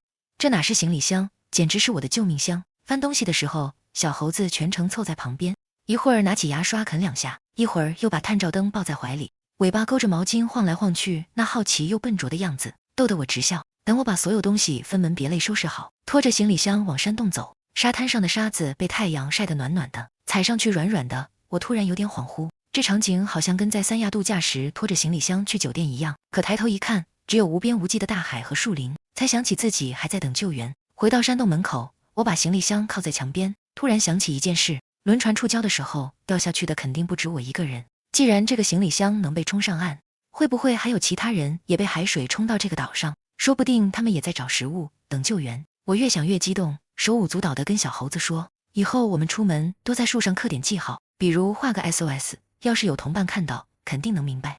小猴子好像听懂了，跟着我吱吱叫，还蹦起来拍了拍我的手。不过这岛上这么大，真的能找到其他同伴吗？他们会不会也像我一样有了自己的小窝？小伙伴们，你们觉得我能顺利找到一起等救援的同伴吗？我叫默默，今天是我沦落荒岛的第18天。一想到岛上可能有其他同伴，我激动地原地蹦了3下，小猴子也跟着我吱吱叫，尾巴甩得像小马达。想到行李箱里的重庆火锅底料，一个大胆的想法瞬间冒出来，今晚必须搞一场荒岛上的露天火锅。这半个多月的苦，总得用一顿热辣辣的火锅犒劳自己。说干就干，我跑到山洞里，把压箱底的宝贝全翻了出来。之前晒干的黑木耳泡了小半锅，泡发后胖乎乎的。早上刚采的白蘑菇洗干净，留着提鲜最香。挖来的竹笋切成长条，脆生生的，看着就好吃。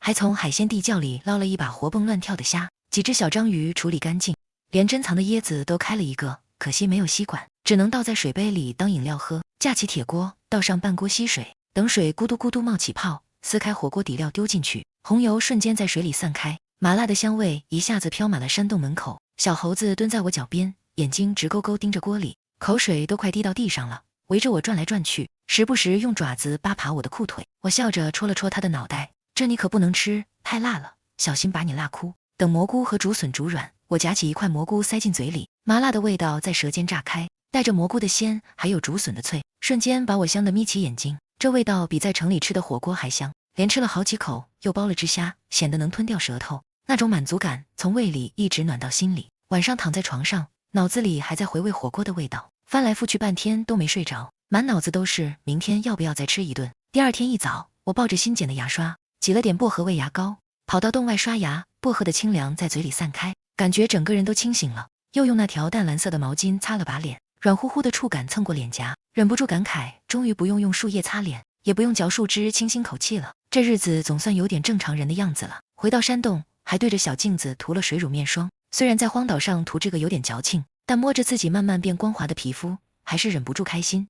精致护肤可不能停，收拾好东西，拎起藤筐，拿上铁皮刀，喊上小猴子就往树林里走，想去摘点野果当储备粮。因为心情好，我一路上都蹦蹦跳跳的，连脚步都变轻了。清晨的阳光穿过树叶，洒下星星点点的光斑，空气里飘着草木的清香，路边的小野花也开得五颜六色，连平时觉得烦人的虫鸣都变得好听起来。小猴子跟在我身边，一会儿追蝴蝶，一会儿摘片树叶当扇子，一人一猴玩得不亦乐乎。走到树林深处，终于看到那棵长满红色野果的树，果子红彤彤的，看着就甜。我先蹲下来仔细检查了周围的地面，没看到野人脚印，也没听到蛇的嘶嘶声，这才放下心。小猴子也灵活地窜到树枝上，帮我把够不到的野果摘下来，丢进藤筐里。没多久，藤筐就装满了红彤彤的野果，看着就喜人。摘完野果，我掏出铁皮刀，在树干上刻了个大大的 SOS， 又在旁边画了个小太阳。要是有同伴来这里找吃的，看到野果肯定能注意到这个标记。做完标记，又带着小猴子去小溪边打水，顺便看看能不能捡漏抓只小野鸭。可溪边特别安静，只有几只小野鸭在远处的水面上游，离得太远根本抓不到，连鳄鱼的影子都没看到。我叹了口气，一边打水一边嘀咕，看来今天只能空手而归了。打完水，又在溪边的大树上刻了个 SOS， 指尖划过刚刻好的纹路，心里满是期待，说不定明天再来就能看到有人回复的标记了呢。收拾好水桶，我喊上还在溪边追小鱼的小猴子，转身往山洞走。阳光慢慢升高，透过树叶的光斑晃在身上，脚步都变得轻快起来，满脑子都在想今晚吃野果粥还是烤章鱼。我刚走没多久，溪边的树林里就传来一阵轻微的脚步声，一个穿着灰色短袖、黑色工装裤的男生从树后走出来，他手里拿着一把磨得发亮的小刀，目光落在我刚刻好的 SOS 上。他伸出手，指尖轻轻抚过树干上凹凸不平的纹路，眼神里带着一丝疑惑，又有几分惊喜。这岛上果然还有其他人。我叫默默，今天是我沦落荒岛的第18天。我拎着装满野果的藤筐往山洞走，藤条把手勒得掌心微微发疼，可看着筐里红彤彤的果子，心里满是踏实，脑子里已经开始盘算晚上的食谱，吃点野果当主餐，再把昨天剩下的半块压缩饼干吃了，应该能顶饿。路过竹林时，风一吹，竹叶沙沙响，我眼睛一亮，地上落了一层干枯的竹叶，金黄透亮，踩上去脆生生的，正好能当引火物。我放下藤筐，蹲在地上捡竹叶，手指拂过叶片，能摸到上面细细的纹路。小猴子也凑过来帮忙，用爪子扒拉着竹叶，堆成一小堆，还时不时举起一片竹叶对着太阳看，样子傻乎乎的。捡够了竹叶，又在竹林里转了转，找到几株刚冒头的竹笋，嫩绿色的笋尖顶着泥土，看着就新鲜。我掏出铁皮刀，小心地把竹笋挖出来，想着回去晒成笋干，以后煮火锅时丢进去，吸满红油肯定特别香。回到山洞，先把野果倒进铺了干净树叶的竹筐里，挑出几颗熟透的塞进嘴里，甜丝丝的汁水在舌尖散开，带着阳光的味道，瞬间驱散了赶路的疲惫。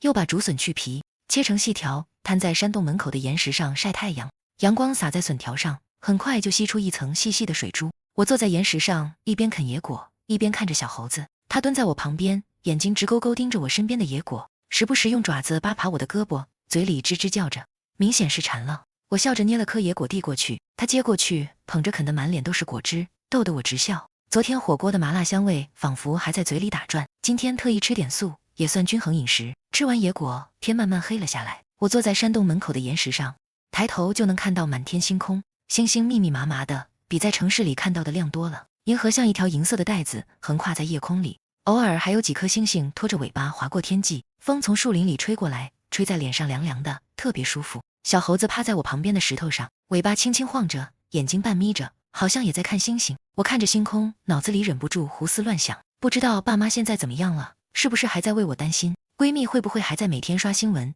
找轮船的消息？还有我刻的那些 SOS 标记，会不会有人看到？都半个多月了，我居然一个同伴都没见到。难道真的只有我一个人在这岛上？又想起白天的想法，是不是我平时活动的区域太局限了？每天都在山洞、海边、小溪、竹林这几个地方转，说不定其他区域有同伴，只是我没去过。可一想到要去新区域，心里又有点打怵。新区域意味着新的危险，万一遇到之前看到的大型野兽，或者真的有野人，我和小猴子能应付吗？纠结了半天，还是咬了咬牙，不能因为害怕就一直待在舒适区。以后每天除了找食材，就去一个新区域，慢慢探索，顺便多刻点 SOS 标记。海滩也要经常去看看，说不定还能捡到像之前那样的行李箱，里面有更多有用的东西。就算找不到同伴，多了解一下岛上的环境也是好的。正想着，突然看到一颗流星从夜空里划过，拖着长长的尾巴，特别亮。我赶紧双手合十，闭上眼睛许愿，流星流星，求求你让我尽快找到同伴吧，也让我早点回家跟爸妈团聚。小猴子好像也被流星吸引了，坐起身吱吱叫了2声，尾巴甩得飞快。许完愿，我睁开眼睛，看着流星消失的方向，心里满是期待。风还是轻轻吹着，星空依旧璀璨。小猴子趴在我旁边，已经睡着了。我摸了摸他的头，心里暗暗下定决心，不管遇到什么困难，我都要坚持下去，一定要找到同伴，一定要回家。夜色渐深，我抱着小猴子回到山洞，躺在碎花床上，却没有丝毫睡意，满脑子都是对未来的期待，想着明天要去哪个新区域探索，想着会不会遇到同伴，想着回家后的生活。虽然不知道未来会怎样，但我知道只要不放弃，就一定有希望。我叫默默，今天是我沦落荒岛的第20天。天刚蒙蒙亮，我就被洞口的鸟鸣声吵醒，揉了揉眼睛坐起身，小猴子还蜷在我脚边睡得正香。我轻手轻脚的起身，拿着一个白色塑料桶，今天不仅要去小溪边打水，还想碰碰运气抓只小鸡小鸭回来，炖一锅鲜美的肉汤，补补这些天消耗的体力。抱起还在打盹的小猴子，他迷迷糊糊地蹭了蹭我的手，眼睛还没完全睁开，就被我塞进了怀里。走在熟悉的小路上，脚下的落叶被踩得沙沙响，清晨的雾气还没完全散去，飘在树林间，把远处的竹子都染成了淡淡的绿色，空气里满是草木和泥土的清香。深吸一口，连肺里都觉得清爽。以前总在小溪下游活动，今天我打算往上游走一段，说不定上游能看到人活动的痕迹，顺便去看看之前刻的 SOS 标记有没有人留下回应。一想到可能遇到同伴，心里就又期待又紧张，手心都悄悄冒了汗。小猴子好像察觉到我的不安，在我面前蹦蹦跳跳的转圈，还时不时抬起前爪比划2下，像在跳一支笨拙的舞。我被他逗得忍不住笑，心里的紧张也散了大半。走到小溪边，雾气已经散得差不多了，溪水清澈见底，阳光透过水面，能看到小鱼在鹅卵石间游来游去，偶尔有几片落叶飘在水面上，慢悠悠地往下游飘。我放下塑料桶，像往常一样在溪边的空地上挖了个坑，又在坑口铺了层树枝和树叶，上面撒了点野果碎。这是我之前摸索出的守株待兔法，总能逮到不小心掉进坑里的小动物。我拉着小猴子躲在旁边的大树后，屏住呼吸等着。可等了快1个小时，别说小鸡小鸭，连只兔子的影子都没看到。溪水静静地流着，只有风吹过水草的哗哗声。我忍不住感慨，这些小动物怎么越来越精了？以前随便挖个坑就能逮到猎物，现在却连个影子都见不着。说不定上次我逮到小野猪和鸭子的事，早就在动物圈里传开了，他们都知道这里有个捕猎者，特意绕着走呢。想到这里，我自己都忍不住笑出声。小猴子也跟着吱吱叫，好像在附和我。又等了半个多小时，就在我准备放弃的时候，远处传来一阵嘎嘎的叫声。我探头一看，一群小鸭子正排着队，慢悠悠地走过来，像一个个小绒球。它们慢慢靠近我挖的坑，我心里紧张得砰砰直跳，眼睛紧紧盯着它们。突然，一只小鸭子没注意脚下，扑通一声掉进了坑里，其他鸭子吓得嘎嘎叫着，扑腾着翅膀跑了。我兴奋地跳起来，跑过去一把拎起坑里的小鸭子，这下今晚的肉汤有着落了。小猴子也跑过来，围着我手里的鸭子转圈圈，兴奋地直蹦。抓完鸭子，我决定先去小溪上游看看，沿着溪边往前走，风景比下游还要美。岸边的水草长得更茂盛了，绿油油的叶子上还挂着水珠，偶尔有几朵粉色和白色的小花夹杂在水草间，像星星一样点缀在绿色的地毯上。蝴蝶在花丛中飞来飞去，翅膀上的花纹在阳光下闪着光。小猴子看得入了迷，突然跳进浅水里，追着蝴蝶跑。溅起的水花打湿了它的毛，看起来像只落汤鸡，逗得我直笑。溪水蜿蜒着往山里延伸，走了快1个小时，还是望不到上游的尽头。岸边的树木越来越密，阳光透过树叶的缝隙洒下来，在地上投下斑驳的光影。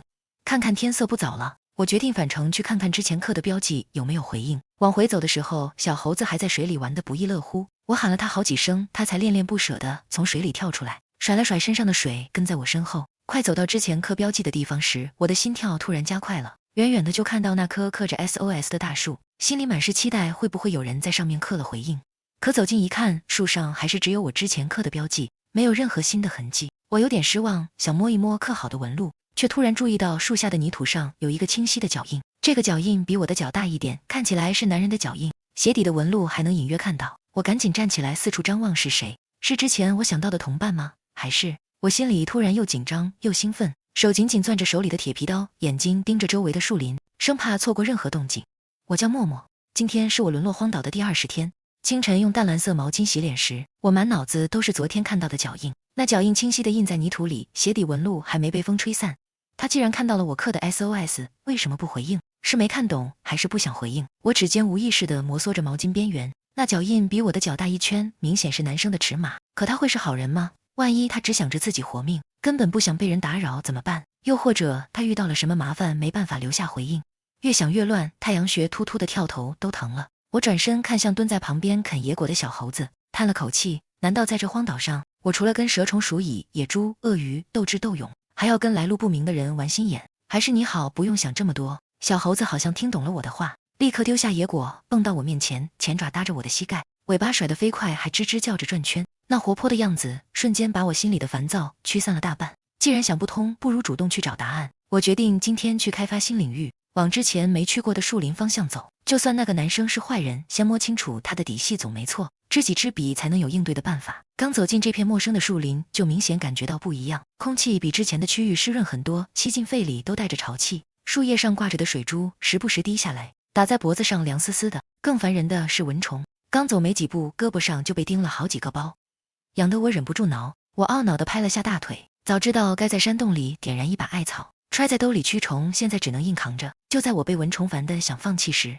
眼前突然出现一棵野橘子树，绿油油的树叶间挂满了橙黄色的橘子，像一个个小灯笼，看着就诱人。我赶紧拉着小猴子躲到树后，仔细观察周围的环境，确定安全后，我才招呼小猴子，快，我们摘橘子。小猴子瞬间来了精神，灵活地窜上树枝，爪子一勾就摘下一个橘子，丢进藤筐里。没多久，藤筐就装满了。我拿起一个橘子，剥开皮，一半塞进嘴里，有点酸，但酸中带甜，汁水特别足。在这荒岛上能吃到水果，已经很满足了，还能补充维生素 C， 免得以后缺营养。小猴子蹲在我旁边，眼睛直勾勾盯着我手里的橘子，吱吱叫着要吃。我笑着递了一半给他，他接过去塞进嘴里，刚嚼了2下，就皱起眉头，吐着舌头吱吱叫，眼睛里好像都泛起了水光，显然是被酸到了。我被他的样子逗得哈哈大笑，连蚊虫叮咬的痒都忘了。吃完橘子，我掏出铁皮刀，在橘子树的树干上刻了个大大的 SOS。 刻完标记，我坐在不远处的树底下休息，阳光透过树叶的缝隙洒下来，落在身上暖洋洋的，加上刚才走了不少路，困意瞬间涌了上来。我眯着眼睛，慢慢就快睡着了。小猴子没困，他看到树枝上停着一只彩色的小鸟，眼睛一亮，悄悄绕到树后，想爬上去跟小鸟玩。我迷迷糊糊地看着他的小身影，没太在意，这里看着安全，应该不会有危险。可就在我快要睡着的时候，突然听到小猴子惨烈的叫声，那声音带着恐惧，跟平时调皮的叫声完全不一样。我瞬间惊醒，心脏砰砰直跳，赶紧躲到树后面，探出脑袋往声音传来的方向看。这一看，我吓得浑身冰凉。一个高大的身影正站在树下，手里居然抓着小猴子的尾巴。那身影穿着破烂的衣服，头发和胡子又长又乱，皮肤黝黑，看起来像之前在纪录片里看到的野人。小猴子在他手里拼命挣扎，我赶紧捂住自己的嘴巴，生怕发出一点声音。脑子里一片空白，只想着怎么办。小猴子是我在岛上唯一的伙伴，我不能让他有事。可那个野人看起来那么强壮，我手里只有一把铁皮刀，根本打不过他。冲上去救小猴子，说不定会把自己也搭进去。不救小猴子，肯定会被他伤害。我紧紧攥着拳头，指甲深深嵌进掌心，却感觉不到疼。眼睛死死盯着那个野人，看着小猴子无助的样子，眼泪在眼眶里打转。我该怎么救他？我叫默默，今天是我沦落荒岛的第22天。我看着小猴子在野人手里拼命挣扎，凄厉的叫声像针一样扎在心上，哪里还顾得上危险？攥紧铁皮刀就想冲出去，就算打不过野人，也要跟他拼了。可刚迈出一步，手腕突然被一只温热的手抓住，力道大的让我挣不开。我惊恐地回头，撞进一双深邃的眼眸里。眼前的男生穿着干净的灰色速干衣、黑色工装裤，脸上虽然沾了点泥土，却遮不住俊朗的轮廓，鼻梁高挺，薄唇紧抿，看起来利落又冷静。他怎么会突然出现在这里？是敌是友？没等我开口，他就一把将我拉到树后面，手掌还轻轻按在我的肩上，示意我别出声。他的声音低沉又急促，带着一丝不容置疑。你打不过他，出去就是送死。可小猴子是我的伙伴，我不能看着他被抓走。我急得声音都发颤，眼睛死死盯着不远处的野人。小猴子还在挣扎，爪子都快挠到野人胳膊了，可野人纹丝不动，反而抓得更紧了。男生皱了皱眉，语气带着点无奈。你别傻了，为了一只猴子冒生命危险，不值得。你不明白。我猛地提高声音，又赶紧压低，怕被野人听到。在我刚上岛最孤独的时候，是他陪着我；我遇到鳄鱼时，是他陪着我跑；我难过的时候，是他逗我笑。他不是普通的猴子，是我在这岛上唯一的亲人。我说着，眼泪差点掉下来。男生看着我倔强的样子，眼神软了软，轻轻叹了口气。你躲在这里别出来，我去救他。他话音刚落，就拿起弓弩，悄悄绕到树的另一侧，弓弦轻轻拉开，瞄准了野人的手臂。我屏住呼吸，心脏砰砰直跳，看着他的手稳稳地扣在弓弦上，下一秒箭咻地飞出去，精准地射中了野人的胳膊。野人吃痛地低吼一声，手瞬间松开，小猴子趁机像箭一样窜出来，直奔我这边，跳进我怀里，还在吱吱叫着，身子吓得直发抖。快跑！男生见状，赶紧跑过来拉住我的手腕。我抱着小猴子，跟着他往树林深处跑。我们跑过满是露水的草丛，穿过茂密的树林，直到听不到任何声音，才在一棵大树下停下。我扶着树干大口喘气，小猴子紧紧抱着我的脖子，脑袋埋在我怀里不敢出来。男生也喘着气，额头上沁出了汗珠，灰色的速干衣沾了点草屑，却依旧难掩他的利落。气氛突然变得有些尴尬，刚才的紧张感还没完全散去，又多了几分陌生的局促。我抱着小猴子，认真地看着他。谢谢你，刚才要是没有你，小猴子就危险了。他点点头，语气比刚才温和了些。举手之劳。你也是前段时间轮船触礁被冲上来的吗？我赶紧问，心里满是期待，终于遇到真正的同伴了。他眼神暗了暗，轻声说：是，船沉那天我被海浪冲到了岛的另一边。太好了，我终于找到小伙伴了。我激动得差点跳起来。我又想起自己的山洞，热情地邀请他。我在那边的山坡上找了个山洞，你要是没有住的地方，就跟我一起去吧。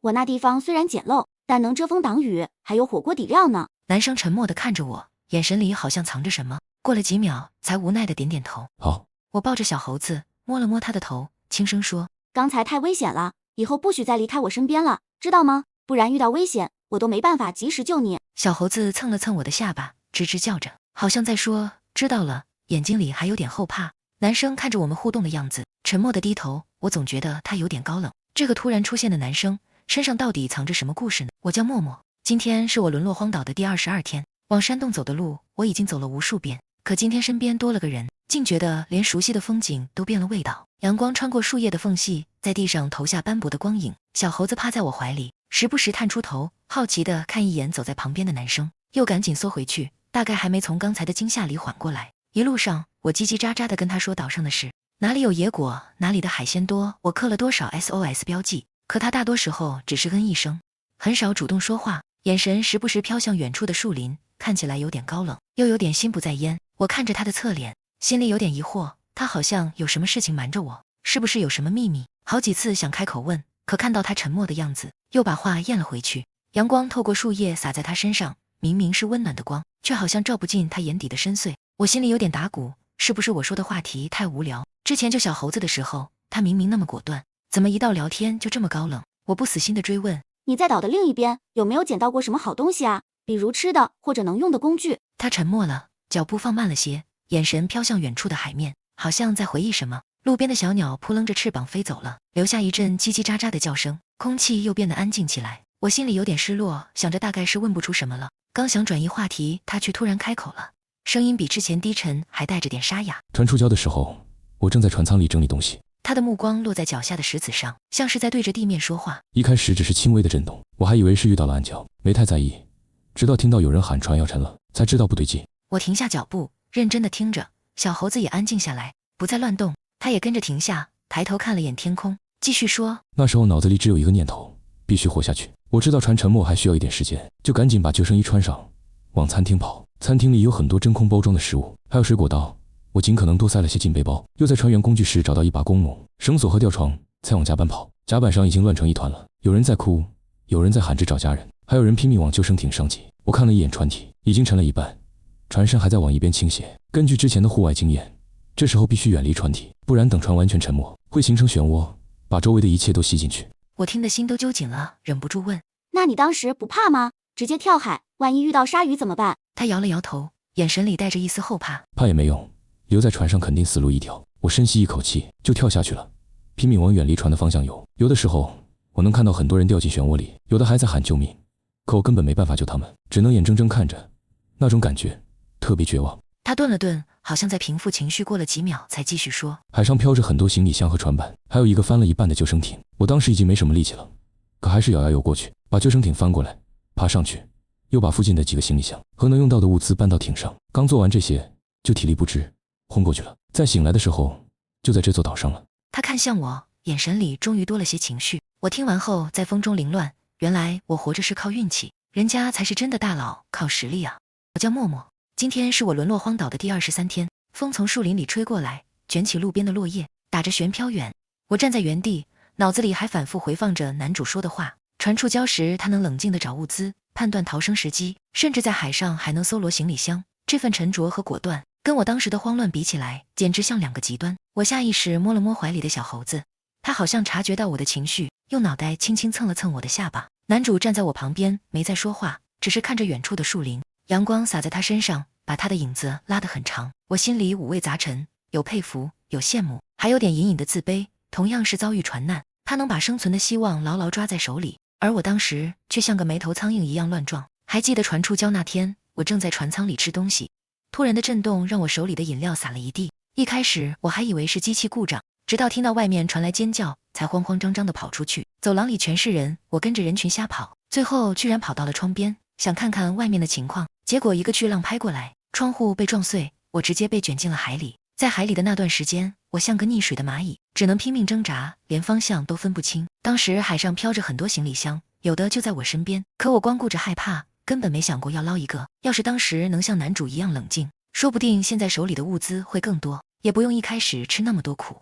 最后还是体力不支，不知道被海浪冲了多久，才飘到这座岛上。刚上岸就晕了过去，要不是醒来时在海滩上找到一些饼干和矿泉水，我应该都撑不下去吧。你是怎么沦落荒岛的？男主突然开口，打断了我的回忆。我猛地回过神，眼神有些闪躲。要是让他知道我当时那么狼狈，他会不会觉得我这个搭档不靠谱？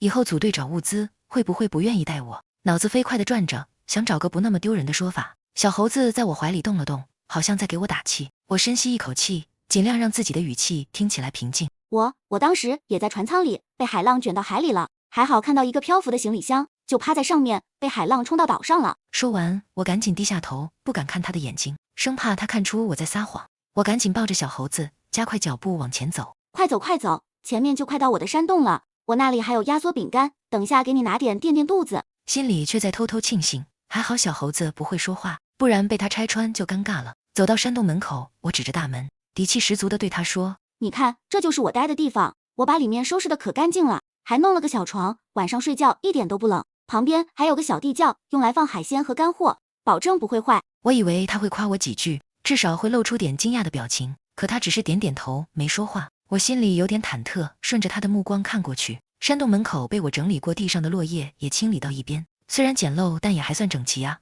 他为什么皱眉头？是觉得这里不安全，还是觉得太简陋了？小猴子好像也感觉到了气氛的微妙，吱吱叫了2声，看向男主。我赶紧打圆场：别看外面这样，里面可舒服了，我还捡了块碎花布当床单呢，快进去看看吧，我给你冲杯蜂蜜水，补充补充能量。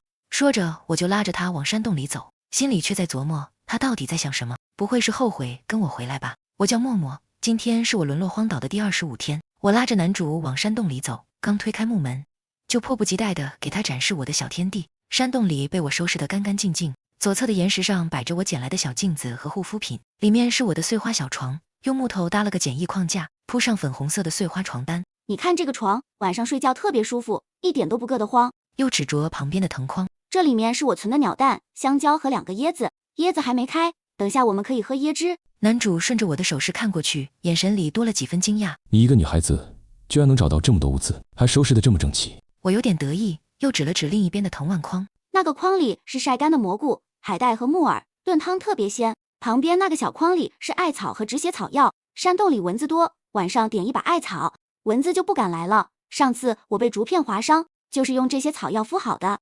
说着，我拿起一把艾草递给他。你闻闻，有股淡淡的清香，驱蚊效果特别好。他接过艾草闻了闻，点了点头。我突然想起早上抓的小鸭子，一拍大腿。对了，我今天早上还在小溪边抓了一只小鸭子，本来想晚上炖鸭汤喝的，结果遇到野人，光顾着救小猴子，把鸭子弄丢了，太可惜了。男主听了，忍不住笑了笑，眼角的冷硬少了几分柔和。没事，下次我带你去上游，那边有很多水汽，我帮你抓一筐回来，让你喝个够。我眼睛瞬间亮了，激动地抓住他的胳膊。真的吗？太好了，我都快忘了鸭汤是什么味道了。上次喝还是在城里，我妈炖的萝卜鸭汤特别香。他看着我兴奋的样子，又笑了笑，没说话，只是眼神里多了些温柔。小猴子也吱吱叫着，好像在附和我的开心。我突然想起他的住处，赶紧问：对了，你在岛上有住处吗？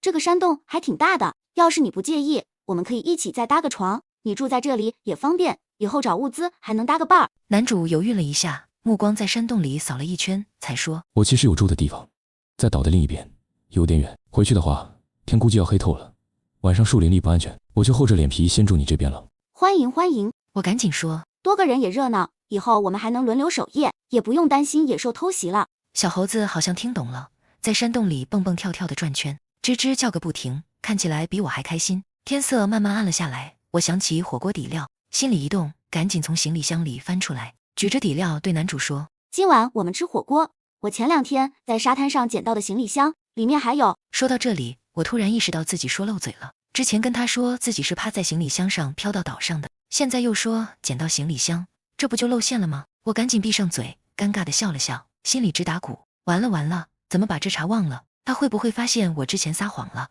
男主果然奇怪地看了我一眼，眼神里带着点疑惑，却没追问，只是笑着说：哇塞，好久没吃火锅了，今天是真有口福。说着主动询问说：有什么活计要派发给我吗？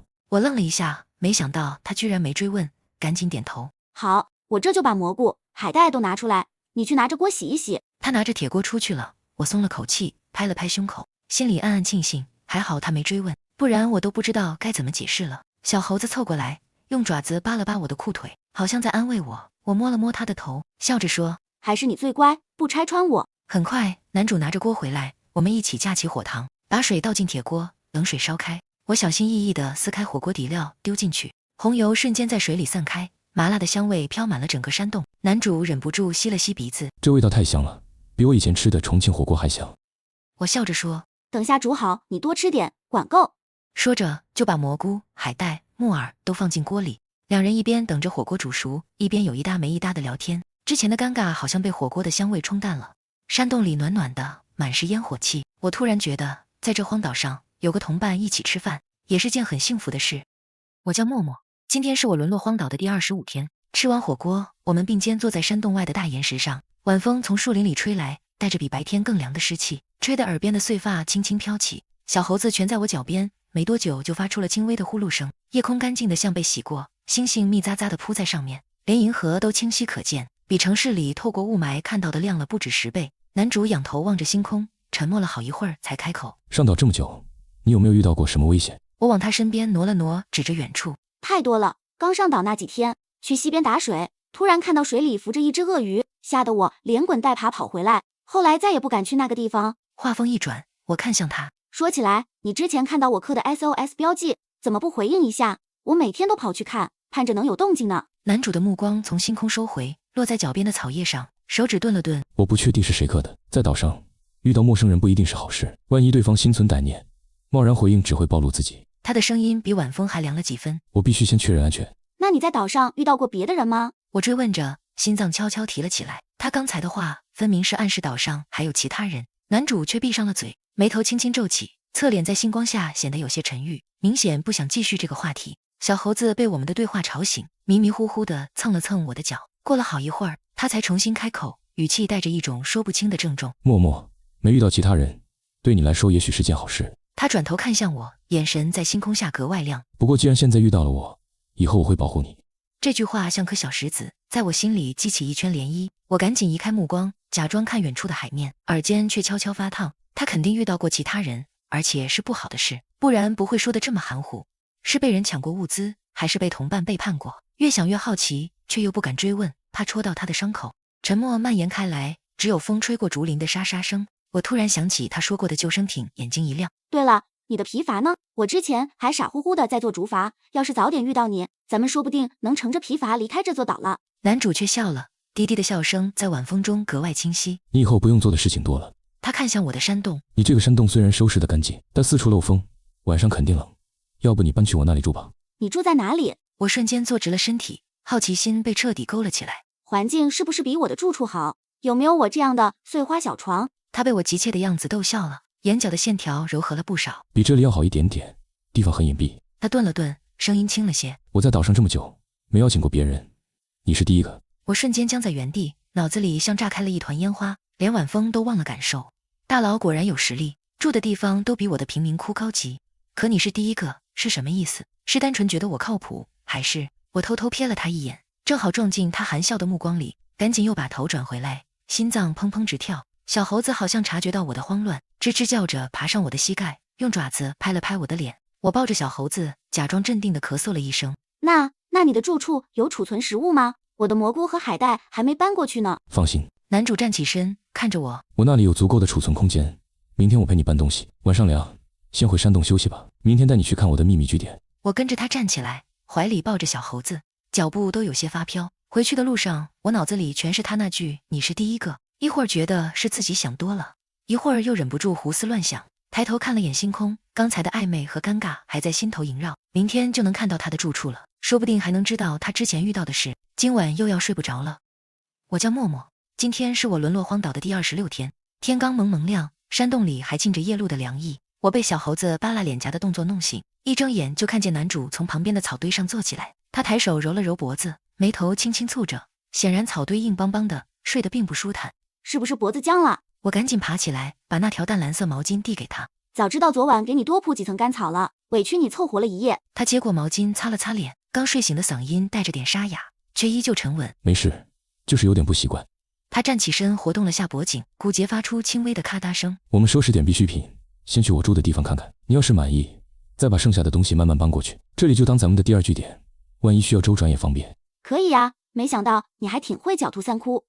我笑着调侃他，手脚麻利地开始收拾，从藤筐里挑了些晒得干透的蘑菇、海带，又抓了几把熟得正好的香蕉塞进筐里，再把行李箱里的护肤品、药品和厚衣服一一归拢好。这些都是我的宝贝，可不能落下。小猴子蹲在旁边，时不时用爪子扒拉一下散落的野果，尾巴甩得飞快，好像也知道要搬新家，兴奋得不行。一切准备就绪，男主自然地接过我手里的橙色行李箱，推着往前走。我拎着轻巧的藤筐，抱着小猴子跟在他身边，心里的期待像揣了只小兔子，砰砰直跳。清晨的阳光不燥不烈，透过树叶的缝隙筛下来，在地上投下星星点点的光斑。树枝上的小鸟叽叽喳喳唱个不停，声音清脆得像银铃，跟我雀跃的心情完美契合。我们沿着林间小路往前走，男主对这条路显然熟门熟路，脚步沉稳。走了大概2个多小时，太阳渐渐爬高，阳光变得灼热起来，晒得我后背微微出汗，腿也开始发酸，脚步不由得慢了下来。男主很快就察觉到我的疲惫，停下脚步，从藤筐里拿出一根饱满的香蕉递给我。歇会儿吧，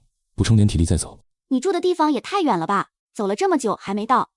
我一边喝水，一边忍不住抱怨，心里暗暗嘀咕，到底是什么神仙住处，要藏在这么深的地方。男主坐在我旁边的平滑石头上，看着我笑了笑，眼角的线条柔和了不少。我住的地方在岛的另一端，昨天我可是跨越了半个岛才找到你的。哦，那我是不是该好好感动一下？心里却悄悄泛起暖意，原来他为了找我，走了这么远的路，还带着对陌生人的警惕，却依旧选择向我靠近。男主没说话，只是看着我，嘴角噙着浅浅的笑意，眼神温柔的像山间的溪水。我赶紧低下头，假装专注地看着小猴子，耳尖却不受控制的发烫。歇了约莫10分钟，我们重新出发。男主不由分说地接过我手里的藤筐，东西我来拿，你跟在我后面就行，别累着。他左手拎着藤筐，右手推着行李箱，脚步依旧稳健，看起来丝毫不费力。我跟在他身后，看着他宽阔的背影，心里突然涌起一股莫名的踏实感，好像不管遇到什么危险，有他在就不用怕。又走了1个多小时，前面的树林渐渐变得稀疏，隐约能看到一片开阔的滩涂。我正好奇地张望，突然瞥见前面有一个庞大的身影卧在滩涂上，我的心跳瞬间快了几分，眼睛瞪得大大的。怎么会有一艘船？男主转过头，看着我惊讶的样子，嘴角扬起一抹了然的笑容。愣着干嘛？我们到了。他推着行李箱快步往前走，我凌乱地看着这艘船，手里的小猴子差点掉下去。船身约摸有7、8米长，通体呈深灰色，船体完好无损，甚至能看到甲板上整齐的栏杆。船尾有一个小小的储物舱，船头则是封闭的船舱，看起来既能储物又能住人。我呆呆地站在原地，脑子里一片空白，只剩下震撼。男主推着行李箱走上甲板，转头看向我，眼神里满是温柔和期待。默默，欢迎回家。我叫默默，今天是我沦落荒岛的第28天。我躺在船舱的小床上，指尖轻轻摩挲着身下的床单，柔软的触感从指尖蔓延到心底，难以置信。这不是梦，我真的住进了一艘能遮风挡雨还有床铺的船里。阳光透过船舱的小窗户，在地板上投下菱形的光斑，风从窗缝里钻进来，带着淡淡的海腥气，却不再像在山洞里那样刺骨。小猴子蜷在我的手边，尾巴轻轻搭在我的手腕上，发出轻微的呼噜声。我盯着天花板上平整的木板，脑子里还在回放下午和男主的对话，心脏一会儿沉一会儿跳，像坐过山车一样。这船怎么会在这里呀？我摸着光滑的船身，眼睛亮得像星星。我们是不是马上就能离开这座岛了？男主站在甲板上，阳光把他的影子拉得很长，他轻轻摇了摇头。这船看着像是被遗弃的，我找到它的时候，船上乱糟糟的，没有任何人影。我检查过驾驶舱，仪器看着都是完好的，应该是能开的，就是没有油。没有油。这3个字像一盆冷水，瞬间浇灭了我所有的兴奋。我踉跄着后退一步，瘫坐在船板上，手指无意识地抠着木板的纹路。原来空欢喜一场，明明有船，却还是走不了。这种希望破灭的感觉，比一直没找到船还要难受。男主蹲在我面前，声音放得很轻，像羽毛一样拂过我的心。别灰心，你想啊，这船总不能自己飘到岛上来，肯定是有人开过来的，说明这座岛以前来过其他人。他伸手拍了拍我的肩膀。我们再等等，说不定很快就能等到救援船，而且船上还有不少物资，等会儿带你去看看。你还能把船舱布置成你喜欢的样子，把你的碎花床单拿过来铺上，照样是你的公主床。他的话像温水一点一点熨烫着我冰冷的心。我抬头看着他，他的眼神里满是真诚，没有丝毫敷衍。是啊，至少我们有了这么好的住处，还有物资，总比在山洞里风餐露宿强。我吸了吸鼻子，点了点头，重新燃起了希望。好，那我们一起等救援。跟着他参观船舱的路上，我的心情越来越激动。首先去的是住宿区，顺着木质楼梯下去，有3个小房间，每个房间里都摆着一张小床，比我之前用干草和碎花布搭的床舒服太多了。我走进最里面的房间，毫不犹豫地躺了下去。床垫的柔软包裹着我，连骨头缝里都透着舒坦。阳光透过房间里的小窗户照进来，落在被子上，暖融融的。我闭上眼睛，恍惚间好像躺在家里的床上，妈妈还在厨房喊我吃饭，那种久违的踏实感让我差点哭出来。喜欢这个房间吗？男主站在门口，笑着问我。太喜欢了。我用力点头，坐起身来。比我的山洞舒服100倍。小猴子也跳到床上，在床垫上蹦来蹦去，好像也在为这柔软的触感欢呼。看完房间，男主又带我去了船舱底下的储物区。等看清货架上的东西，我瞬间惊呆了，眼睛瞪得大大的，嘴巴都合不拢了。货架上整整齐齐地摆着好几个大箱子，里面琳琅满目的东西，让我以为自己闯进了超市。最上面一层放着岛上常见的香蕉、椰子和各种野果，都用箱子装着，看起来很新鲜。中间一层却藏着惊喜，一捆捆的面条、密封的罐头、包装完好的面包、各种口味的饼干，还有我心心念念的方便面。最下面一层更绝，居然有油、盐、酱油这些调味品，甚至还有一小袋大米。我心里激动得快要跳出来，鬼知道我有多久没吃到碳水了。在岛上每天不是野果就是海鲜，嘴巴都快淡出鸟来了，现在居然能看到面条和方便面，简直是神仙待遇。男主看出我的疑惑，笑着解释道，都是船上原本就有的物资，我不知道放了多久，可能已经过期了，但我没舍得扔，检查过大部分都没变质，就一直存着。我拿起一包饼干，拆开包装咬了一口，虽然口感有点硬，但那熟悉的麦香在嘴里散开，让我瞬间红了眼眶。这可是真正的碳水啊！我一边吃一边点头。没变质，没变质，太好吃了。我看着身边的男主，心里忍不住感慨，大佬就是大佬，这住处，这物资，真的比我的山洞好太多了。没有对比就没有伤害啊。我叫默默，今天是我沦落荒岛的第28天。指尖划过货架上的方便面包装，听男主说着整理船舱时的趣事，恍惚间竟觉得眼前的货架变成了邮轮餐厅的餐台，出事前我还在那儿抱怨自助餐种类太少，转头就成了在荒岛抢野果的求生者。要是早点认识你就好了。我脱口而出，话刚说完就懊恼地捂住嘴。男主愣了愣，随即笑起来，眼角弯成好看的弧度。现在认识也不晚，走，去餐厅，我给你露一手。所谓的餐厅原本应该是船员食堂的地方，被他收拾得干干净净，木质长桌擦得发亮，墙角点着一个铜制火盆，橘红色的火焰跳动着，把整个房间烘得暖融融的。晚风从敞开的舷窗吹进来，比山洞里的冷风温柔100倍。小猴子蹲在长凳上，尾巴缠着凉滑的桌腿，好奇地盯着火盆里的火苗。没多久，男主端着2个盘子走过来，盘子里居然是三明治，烤得微焦的面包片夹着金枪鱼罐头，看起来比城里便利店的还精致。你居然会做三明治啊！我惊喜地接过盘子，咬了一大口，面包的麦香混着金枪鱼的咸鲜在嘴里散开，眼泪差点掉下来。这是我上岛以来第一次吃到这么像样的食物。他坐在我对面，看着我狼吞虎咽的样子，眼神格外温柔。怎么样，还合胃口吗？太好吃了！我含糊不清地说。我这还是第一次不用为晚饭操心，不用想今天是烤野果还是煮海鲜。他轻笑一声，伸手替我擦掉嘴角的面包屑。我不是说了吗？你以后不用做的事情多了。指尖相触的瞬间，我像被火烫到一样缩回手，耳尖瞬间发烫。为了掩饰尴尬，我赶紧抓起一根香蕉塞进小猴子嘴里，他抱着香蕉啃得满脸都是，毛茸茸的脸颊沾着果肉，逗得我们俩都笑了。男主也不追问，只是喝了口水，开始讲他刚上岛的日子。刚被冲上岸时，我就拖着几个行李箱，在树林里找了棵大树，把箱子架在树下当床，周围点着火把睡觉。他喝了口水，语气轻描淡写。后来找到个山洞，连遮风的门都没有，只能睡在干草堆上，早上起来浑身都是刺。你居然还睡过干草堆？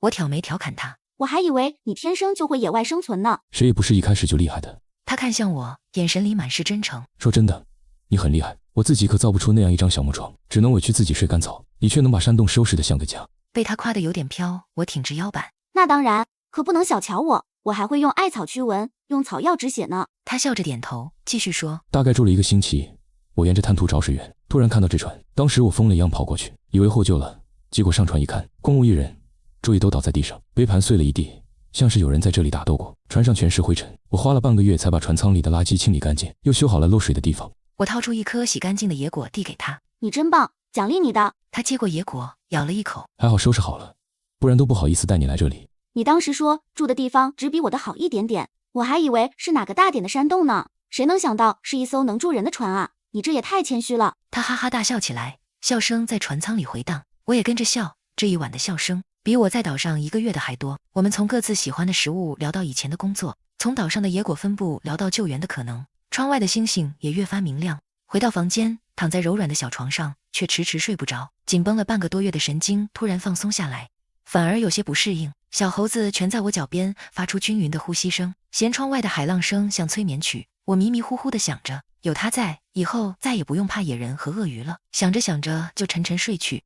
不知过了多久，我突然被一阵寒意惊醒，脑袋昏昏沉沉的，伸手摸了摸额头，烫得吓人。我苦笑一声，真是矫情。以前在山洞里睡干草，喝溪水都没事，刚住上舒服的船屋，居然就发烧了。我叫默默，今天是我沦落荒岛的第29天。昏沉中，我感觉有毛茸茸的东西在蹭我的脸颊，伴随急促的吱吱声，费力睁开眼，小猴子正蹲在枕头边，圆溜溜的眼睛里满是焦急，爪子不停地扒拉我的手。他的叫声在寂静的船舱里格外清晰。很快就传来了楼下急促的脚步声，紧接着是房门被推开的声音。他举着一盏油灯跑进来。怎么了？昏黄的灯光照亮他满是担忧的脸，看到我蜷缩在床上的样子，他快步走到床边，毫不犹豫地伸出手掌心贴在我的额头上。这么疼？他眉头瞬间拧成一团，语气里满是急切。你怎么不喊我？不想麻烦你。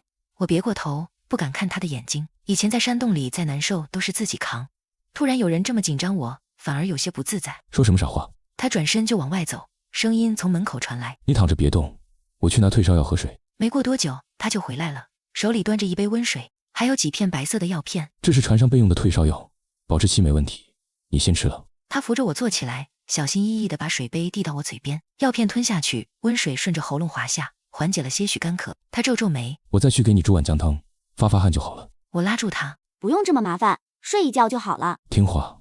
他轻轻拍了拍我的手，语气不容置疑。都怪我没照顾好你。我心里一暖，赶紧说。跟你没关系，是我自己体质差，以前在山洞里风餐露宿都没事，现在住得舒服了，反而娇气起来了。他没说话，转身下楼去了。我靠在床头，心里软软的。上岛这么久，除了小猴子，这还是第一次有人这么在乎我的安危。大概10几分钟后，他端着一碗热气腾腾的姜汤上来了，浓郁的姜香弥漫开来。有点烫，慢点喝。他吹了吹勺子里的姜汤，才递到我嘴边。辛辣的味道刺激着味蕾，暖流从喉咙滑到胃里，慢慢扩散到全身，舒服了不少。喝完姜汤，他把碗放在一边，搬了张椅子坐在床边，眼神专注地看着我。我守在这儿，有事你随时叫我。真不用，我没那么脆弱。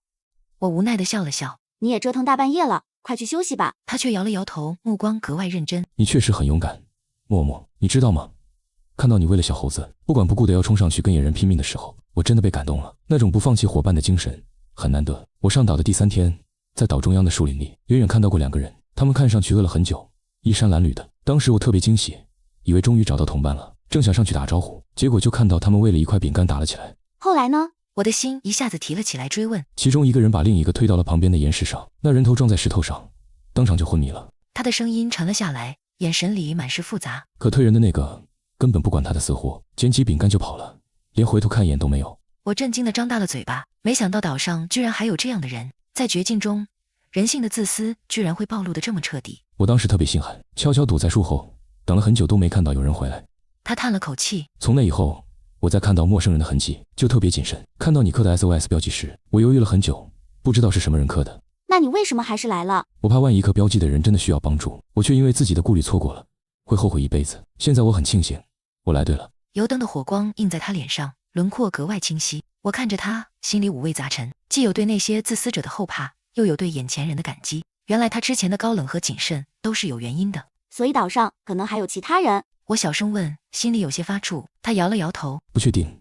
我后来再也没见过他们，也没发现新的痕迹，可能已经……他没说下去，但我明白他的意思。他伸手帮我掖了掖被子。别想太多，好好睡觉，有我在不会让你有事的。我叫默默，今天是我沦落荒岛的第30天。清晨的阳光透过船舱小窗，在被子上投下细碎的光斑。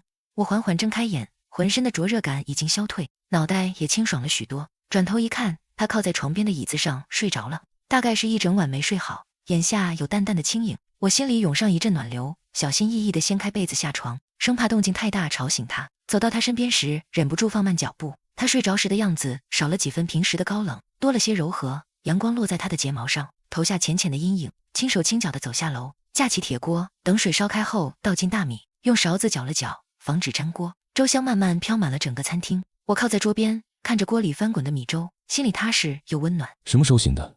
怎么不叫我？熟悉的声音从身后传来，带着刚睡醒的沙哑。我回头一看，他正站在楼梯口，揉着眼睛，头发有些凌乱。刚醒没多久，看你睡得香，没好意思叫你。我笑着指了指锅里的粥，马上就好了，你先坐会儿。他走过来，伸手摸了摸我的额头，确认已经退烧，眉头才彻底舒展开。烧退了就好，怎么不让我来做？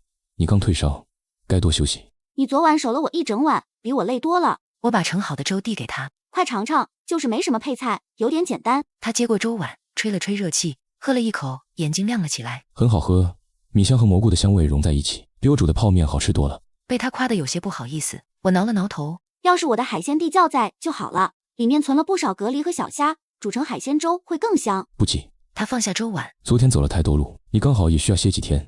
等你彻底恢复了，我们再一起回去搬东西，一会去海边抓点海鲜放船上的小储物间，重新打造你的海鲜地酱。我眼睛瞬间亮了起来。真的吗？太好了！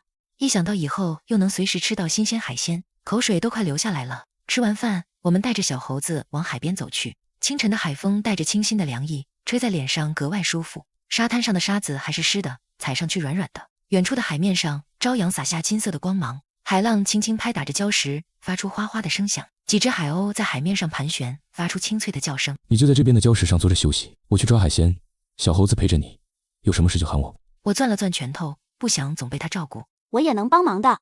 他揉了揉我的头发，语气带着宠溺。听话，你刚退烧，不能沾太多凉水，等你好利索了，再跟我一起并肩作战。说完，他转身走向布满礁石的区域，动作麻利地翻找着。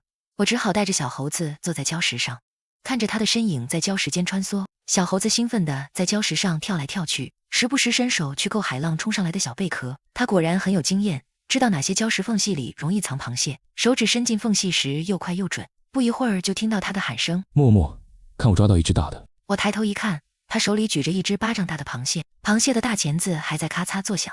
太厉害了！我忍不住拍手叫好。他笑着朝我挥手，继续翻找，不一会儿就抓了小半桶螃蟹。他走到我身边，把桶递过来。你看，收获不错吧？要是退大潮的时候来，还能捡到不少海螺和海胆，新鲜的很。我看着桶里张牙舞爪的螃蟹，咽了咽口水。这要是做成香辣蟹，肯定特别好吃。他挑眉笑了笑，想吃啊？回去就做给你吃。我瞬间被勾起了馋虫。真的吗？你也太厉害了吧！我以后可真是有口福了。他蹲在我面前，眼神温柔。我动作麻利，是因为现在要养2个人了，可不得抓紧点。他伸手帮我拂去落在肩上的沙粒。以后食物的事情我来操心就好，你什么都不用做，安心待在我身边就行。我心里一沉，忍不住问：那我岂不是一点用也没有，就像个只会吃的累赘？在岛上独自生存惯了，突然被告知不用操心任何事，反而有些不安。怎么会？他皱起眉头，语气格外认真。你的陪伴就是最大的用处。我在岛上一个人住了那么久，每天醒来都是空荡荡的船舱，做什么都没动力。遇到你之后，才觉得这荒岛好像也没那么难熬，做顿饭都觉得有盼头。他的话像一股暖流，瞬间涌遍全身。我看着他真诚的眼睛，突然觉得原来陪伴才是这荒岛上最安心的事。我叫默默，今天是我沦落荒岛的第31天。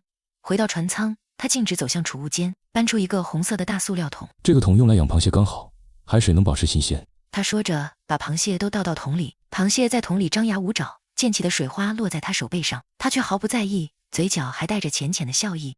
我靠在门框上看着他，突然觉得这样的场景格外踏实。你去歇会吧，我去给你下碗面。说完，他转身走进了餐厅。你居然还会做鸡蛋面？我惊讶地问。我还以为你只会做三明治呢。他笑了笑，说：以前创业忙的时候，经常在公司煮面条当午饭，久而久之就练出来了。没过多久，2碗热气腾腾的鸡蛋面就端上了桌，面条洁白筋道，鸡蛋金黄松软。我拿起筷子尝了一口，汤鲜味美，面条吸饱了汤汁，好吃的让我差点咬到舌头。太好吃了！我含糊不清地说。要是在城里，你开个面馆肯定火。他坐在我对面，看着我狼吞虎咽的样子，眼神温柔。喜欢就多吃点，锅里还有。吃完饭，夕阳渐渐西斜，将海面染成了橘红色。他提议去海边散步，我毫不犹豫地答应了。走在沙滩上，脚下的沙子被晒得暖暖的。以前我一个人的时候，天黑了就只敢躲在山洞里。我踢着脚边的沙子，轻声说：现在有你陪着，终于敢在晚上出来散步了。他放慢脚步，与我并肩而行，声音低沉而温柔。以后我都陪着你，不用再害怕了。我们在海边找了块干净的地方，他捡来一堆干燥的树枝，用打火机点燃，橘红色的篝火跳动起来，照亮了周围的沙滩，也驱散了夜晚的凉意。小猴子蜷在我的怀里，眼睛盯着篝火，时不时伸出爪子想去碰，被我轻轻按住。我叫李泽熙。他突然开口，打破了沉默。上岛之前在上海经营一家互联网公司。李泽熙。我念了一遍他的名字，觉得格外好听，听起来就像电视剧里的霸道总裁。我调侃道。如果不是沦落荒岛，你现在应该还在上海的写字楼里，穿着西装革履，剥削我们这些劳动人民吧。他被我逗笑了，眼角弯成好看的弧度。可别冤枉我，公司里的人都是跟我一起创业的小伙伴，从大学毕业就跟着我，我们一起挤过地下室，一起吃泡面加班，才有了后来的成绩。我可不是万恶的资本家。说到这里，他的语气低落下来，眼神飘向远处的海面，带着一丝担忧。就是不知道现在公司怎么样了。船触礁后我就跟外界失去了联系，他们肯定急坏了。我看着他落寞的样子，心里疼了一下。认识这么久，他一直都是沉着冷静的样子，就连遇到野人都能从容应对，好像没有什么能打倒他。别担心，我轻轻拍了拍他的肩膀。你的小伙伴肯定能把公司照顾好，等我们回去，说不定公司比以前更红火了呢。我顿了顿，开始憧憬未来。到时候你可得请我吃顿好的，我要吃火锅、烧烤、小龙虾，还要喝奶茶。他被我夸张的样子逗笑了，低落的情绪消散了不少。没问题，想吃什么都满足你。等回去了，我再带你去上海的外滩看看，晚上的夜景特别美。真的吗？我眼睛亮了起来，憧憬着未来。那就一言为定。回到船舱时，已经快半夜了。我走进卫生间，镜子里的自己脸上带着笑意，眼底是藏不住的开心。用温热的淡水洗漱完毕，我回到卧室，发现小猴子已经趴在床边睡着了，毛茸茸的身子蜷成一团。我忍不住笑了笑，小心翼翼地躺在床上，生怕吵醒他。船舱外的海浪声格外轻柔，我闭上眼睛，脑海里回荡着他说的那些话，心里充满了希望。我叫默默，今天是我沦落荒岛的第32天。清晨的阳光透过船舱舷窗，在储物间的地板上投下长条形的光斑。我蹲在角落整理物资，翻开一个小箱子，扒开上面的报纸一看，竟是4包密封完好的蔬菜种子，包装袋上印着小青菜、番茄、黄瓜的字样。李泽熙，快来看我找到什么宝贝了！我举着种子跑出去，刚好撞见他在甲板上擦拭鱼竿。他放下鱼竿走过来，看到种子眼睛亮了。这可是好东西，你从哪找到的？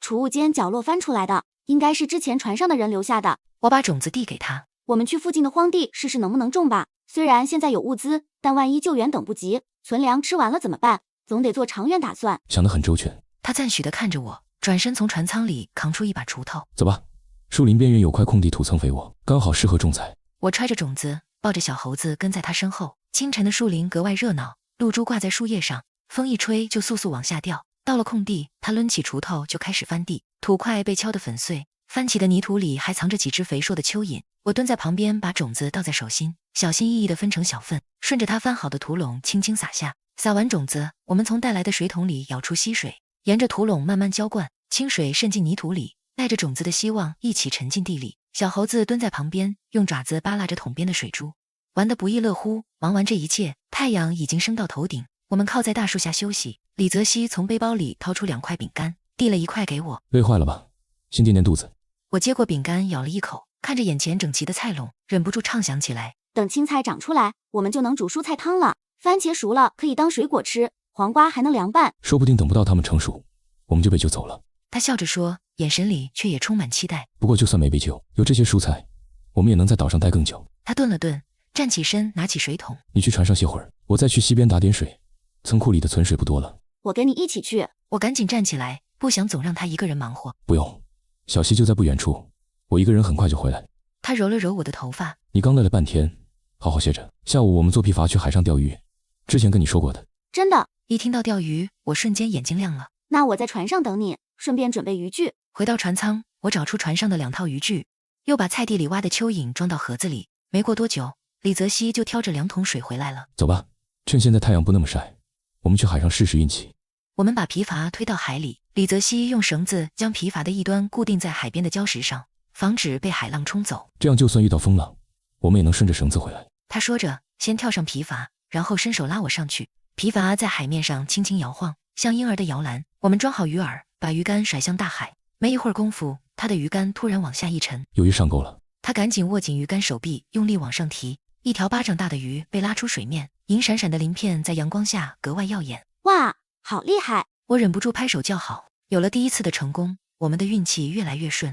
不到1个小时，鱼篓里就装了6条鱼，每条都有巴掌大，足够我们吃2顿了。今天收获不错。李泽熙看着满满的鱼篓，下次我们把船上的渔网带来，撒在海里，说不定能网到更多鱼，还能晒成鱼干存起来。好啊！我看着海面上的波光，心里充满了希望。等我们的蔬菜长出来，又有鱼又有菜，就算再等一段时间救援，也不用怕了。夕阳西下，我们拖着皮筏往回走。他走在我身边，夕阳把我们的影子拉得很长。我看着眼前的景象，突然觉得，就算被困在这座荒岛上，只要有他陪着，有对未来的期待，日子就不会难熬。我叫默默，今天是我沦落荒岛的第33天。回到船舱时，夕阳正将餐厅的窗户染成暖金色。李泽熙径直走进厨房，手脚麻利地处理起鱼来。他用小刀划开鱼腹，去除内脏，再用清水冲洗干净，动作娴熟的像专业的厨师。我靠在厨房门口，看着他将鱼放进沸腾的锅里，浓郁的鲜香就顺着蒸汽弥漫开来。没想到自己钓的鱼这么香。我端起盛好的鱼汤，吹了吹热气，喝了一口，鲜美的汤汁在舌尖打转，暖意瞬间传遍全身。小猴子蹲在我脚边，尾巴不停甩动，像是在撒娇要吃的。明天我们可以试试烤着吃，撒点野葱碎，味道肯定更好。李泽熙笑着给我夹了一块鱼肉，小心鱼刺。我一边喝着鱼汤一边问，船上有没有空柜子？我们弄个简易衣帽间，以后洗澡换衣服也方便，不用再翻来翻去乱找。之前衣服都堆在箱子里，每次换衣服都要翻半天，尤其是潮湿的天气，衣服还容易发霉。当然有，储物间有个闲置的木质衣柜，之前用来放工具的，清理一下刚好能用。衣柜不算大，但分层清晰，足够你放衣物了。我明天就把工具挪到旁边的架子上，给你腾地方。得到他的大力支持，我兴奋得差点跳起来。第二天一早，天刚蒙蒙亮，我就开始整理衣物，李泽熙则去清理衣柜。他用抹布将衣柜擦得一尘不染，还在底层铺了一层防水帆布，防止衣物受潮。我把自己的浅灰色和淡粉色速干衣一件件挂起来，这些衣服耐脏又耐磨，是在岛上求生的主力军。之前捡到的行李箱里藏着不少惊喜，不仅有一套干净的碎花睡衣、牛仔裤、毛衣，还有几件厚实的羽绒服。这件羽绒服冬天肯定用得上，岛上的冬天说不定会很冷。我小心翼翼地将羽绒服叠好，放在衣柜最上层。小猴子在旁边看得跃跃欲试，趁我不注意，抓起一条丝巾就往脖子上系，爪子乱抓的样子逗得我哈哈大笑。你这个小捣蛋鬼，这可不是你的玩具。我帮他解开丝巾，叠好放在衣柜里。整理完衣物，衣柜焕然一新，上层挂着整齐的外套和速干衣，中层叠着裤子和睡衣，下层放着丝巾、墨镜等配饰。阳光透过窗户照进来，落在整洁的衣物上，我忍不住感慨，在荒岛上还是方便干活最重要。这些配饰暂时是用不上了，不过整理干净看着就舒服。除了衣帽间，我还在卧室里给自己弄了个简易梳妆台，上面摆着捡来的小镜子，仅剩半瓶的水乳，还有一个可爱的小兔子杯子。没想到我们默默不仅会种菜钓鱼，还这么会持家。李泽熙走进来参观，看着整洁的衣帽间和梳妆台，眼神里满是赞许。他突然凑到我身边，语气带着点撒娇的意味。我的衣服都还堆在箱子里呢，你有空也帮我整理一下呗。我被他难得的撒娇模样逗笑了。没问题，谁让你是我的后勤部长呢？不过你得自己把衣服抱过来，我可搬不动你的大箱子。他立刻笑着跑去搬箱子，像个得到承诺的孩子。整理完衣物，我舒舒服服地洗了个澡，换上一套淡粉色速干衣和黑色短裤，清爽又利落。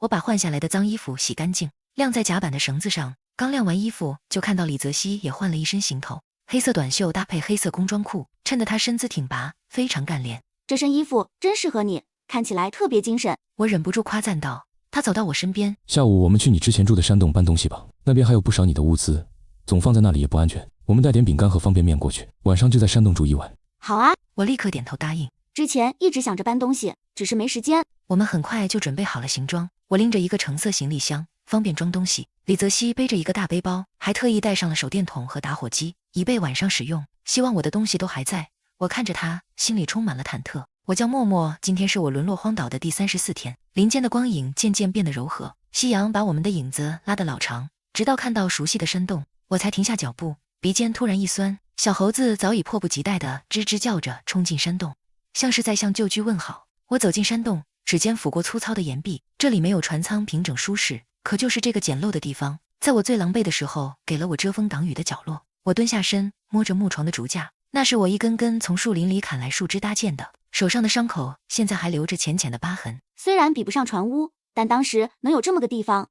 我已经很满足了。眼泪在眼眶里打转，我赶紧别过头，怕被他看到笑话。很厉害。他走到我身边，轻轻拍了拍我的肩膀。在一无所有的时候，能把日子过出样子，比我强多了。他拎起水桶，我去溪边打水，你先歇着，别太累。看着他消失在林间的背影，我笑着抹掉眼角的泪，从背包里拿出方便面，架起铁锅，点燃柴火，火苗噼啪地舔着锅底。我恍惚想起第一次在这里煮东西的场景，当时喝汤只能用洗净的扇贝壳，烫得手指发红，也舍不得放下。在想什么？李泽熙提着满桶水回来，看到我对着铁锅发呆，好奇地问：在想我第一次在这里做饭的样子，那时候没有碗，我就用扇贝壳喝汤。他夸奖道：挺会就地取材的，比我刚上岛时强多了。我当时连火都差点生不起来。对了，我还欠你一只鸭子呢。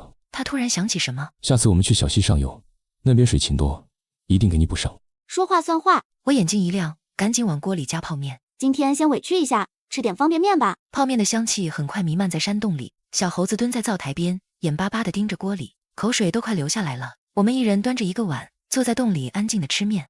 吃完饭，我洗了些白天摘的野果，和李泽熙一起坐在山洞外的大岩石上看星星。夜幕降临，星星密密麻麻地铺在天上，银河清晰的仿佛伸手就能摸到。我之前在这边还遇到过一只白狐狸。我咬了一口野果，酸甜的汁水在舌尖散开。当时我刚抓到几只小鸭子，看到它可怜巴巴地蹲在洞口，就分给它一半。我还对着它许愿，说希望能等到救援。结果第二天真的看到一艘船，可惜离得太远，它没看到我。这么神奇？李泽熙转头看着我，眼睛里满是笑意。早知道你该许愿早点遇到我，那样就能少受几天苦了。可不是吗？我拍了下大腿，早知道我就那么许愿了，说不定早就吃上你做的鸡蛋面了。他笑着摇头，真羡慕你，在岛上能遇到这么多奇遇，又是熊又是白狐狸的。我在岛上待了那么久，除了那2个自私的人，就只见过野猪和野狗。他突然一本正经地说，不过说真的，要是我遇到熊，估计打不过，也就不能活着来见你了，还是遇不到比较好。我被他逗得哈哈大笑，眼泪都快笑出来了。你怎么这么会说？明明是怕熊，还说得这么深情。他也跟着笑，笑声在寂静的山林里回荡。小猴子趴在我腿上，听着我们的笑声，也吱吱地叫着，像是在附和。我们有一搭没一搭地聊着，从城里的电影聊到岛上的野果，从以前的工作聊到未来的计划。时间在不知不觉中溜走，夜越来越深，风也带了些凉意。我转头看着他，心里突然冒出一个念头，要是有手机就好了，高低得加个微信，现在连个联系方式都没有，万一分开了都找不到彼此。又转念一想，在这荒岛上也待了1个多月了，不知道什么时候才能回去。很晚了，回去睡吧。李泽熙扶着我站起来，明天还要搬东西，早点休息才有精神。走进山洞，躺在熟悉的小木床上，却没有了以前的孤独和恐惧。我闭上眼睛，嘴角带着笑意进入了梦乡。梦里，我终于等到了救援船，和李泽熙一起站在甲板上，看着这座留下无数回忆的小岛渐渐远去。我叫默默，今天是我沦落荒岛的第35天。清晨的阳光透过山洞缝隙洒进来，暖融融的。我揉着眼睛坐起身，习惯性的往旁边草堆看，空的，心猛地一沉。李泽熙，我试探着喊了一声，声音在空旷的山洞里回荡，没有回应。我心里一慌，不过才相处短短几天，我居然已经习惯了他的存在，习惯了醒来就能看到他，习惯了危险时他挡在我身前。这种依赖来得猝不及防，却又那么理所当然。我快步冲出山洞，看到李泽熙站在不远处的岩石上眺望远方。我快步跑过去，语气里带着连自己都没察觉的委屈。你怎么不声不响就跑出来了？我还以为你不见了。抱歉。他转过身，看到我泛红的眼角，愣了一下。我看天气好，就来观察下周边环境。他指着远处的竹林，这个地方太适合生存了，离水源近，竹林能提供建材和食物，附近的果树也能长期供应野果，海棠赶海也方便。我顺着他的手势望去，这些都是我曾经赖以生存的资源。经他一说，更觉得这个山洞是块宝地。所以我有个想法，除了要搬回船屋的食材，那些必备的生活物资就留在这个山洞，万一船屋遭到破坏，我们还能回这里避难。这个主意太好了！我瞬间眼前一亮，兴致勃勃地说：今天我当导游，带你去我之前常去的地方找食材。求之不得。他笑着点头，伸手帮我拂去粘在头发上的草屑，动作自然又亲昵。小猴子不知何时跟了出来，蹲在他脚边吱吱叫着，像是在响应我们的计划。我们先去竹林，我熟练地拨开挡路的竹枝，指着几株冒尖的竹笋，这种嫩笋最适合煮汤，口感特别鲜。李泽熙从背包里拿出小铲子，几下就挖起一株竹笋，动作干脆利落。这种宽叶可以用来包东西，还能用来引火。我摘下几片竹叶递给他看，我们分工合作，他挖竹笋，我摘竹叶，不一会儿就收获了一大堆。接着去了野果林，红彤彤的野果挂在枝头，像一串串小灯笼。我以前每次都要搬来石头垫脚，费力才能够到高处的果子，可李泽熙根本不用，他抬手就够到了枝条，摘下一串果子递给我。尝尝甜不甜？我咬了一口，甜汁在舌尖爆开，忍不住羡慕道：个子高就是好，我以前为了摘这些果子，差点从树上摔下来。以后有我，不用你再爬树了。他笑着又摘下几串放进背包，我们一边聊着一边摘果子，阳光透过树叶洒下斑驳的光影，背包很快就被装得满满当当。往回走的时候，路过一段布满碎石的小路，我光顾着和李泽熙说话，没注意脚下突然踩在一块松动的石头上，身体一歪，摔在地上。怎么了？李泽熙立刻蹲下身来看，别乱动，腿擦破皮了。他眉头皱起，先回山洞休息，这些东西我等下再来拿。可是这些果子……我看着不远处的背包，有点舍不得。果子跑不了，你的脚更重要。他不由分说地转过身，蹲在我面前，上来，我背你。我愣了一下，脸颊瞬间发烫。不用了，我自己能走。听话。他语气带着不容置疑的温柔。难道要我抱你？我赶紧趴在他的背上，手臂轻轻环住他的脖子。他的后背宽阔又结实，带着淡淡的草木清香，让我瞬间安心下来。他站起身，动作平稳，丝毫没有因为我的重量而摇晃。小猴子跟在旁边吱吱叫着，像是在护送我们。我发现我越来越心安理得地使唤你了。我趴在他耳边小声调侃，你刚遇到我的时候可高冷了，我还以为你是个不好相处的人。高冷分情况。他笑了笑，脚步没停。面对陌生人，当然要保持距离，但对你，不用。他的声音低沉而认真。我不想对你高冷。这句话像颗小石子，在我心里激起千层浪，脸颊烫得能煎鸡蛋。我赶紧把脸埋在他的后背，不敢抬头，脑子里反复回想着对你不用高冷，心跳快得像要蹦出来。这一刻没有城市的喧嚣，没有生存的焦虑，只有彼此的陪伴，仿佛整个世界都只剩下我们两个人，安静又美好。我趴在他背上，心里悄悄想，就算一直这样下去，好像也不错。我叫默默，今天是我沦落荒岛的第36天。李泽熙扶着我坐回山洞里的岩石上，拿着一块干净毛巾擦拭我伤口周围的灰尘。稍微忍一下。他的声音低沉温和，我点点头，视线却离不开他忙碌的身影。之前那句我不想对你高冷又在脑海里响起，脸颊瞬间烧了起来。从相遇时他救下小猴子，到发烧时守在床边的身影，再到此刻小心翼翼的照顾，他的关心从来都不是轰轰烈烈，却像温水煮茶，一点点渗透进我紧绷的生活里。可这份温柔越真切，我越不敢往下想。前男友的背叛像根刺扎在我的心里，他一边温柔地陪我去公园散心，一边又和我的闺蜜暧昧不清。从那以后我就怕了，尤其在这座荒岛上，我们是彼此唯一的依靠，这种依赖感让我更加自卑，总担心自己不够好，配不上这份纯粹的关心。我去煮汤，你乖乖坐着别乱动。他熟练地架起铁锅，倒入溪水和竹笋，火光将他的身影拉得很长，映在粗糙的岩壁上，竟有种莫名的安心感。小猴子蹲在我脚边，尾巴缠着我的裤腿，时不时用脑袋蹭我的手，像是在安慰我的胡思乱想。汤沸腾的声音打破了山洞的寂静，浓郁的鲜香顺着蒸汽弥漫开来。小心烫。他盛出一碗递到我手里，我接过碗，指尖碰到温热的瓷碗，心里也暖融融的。你在想什么？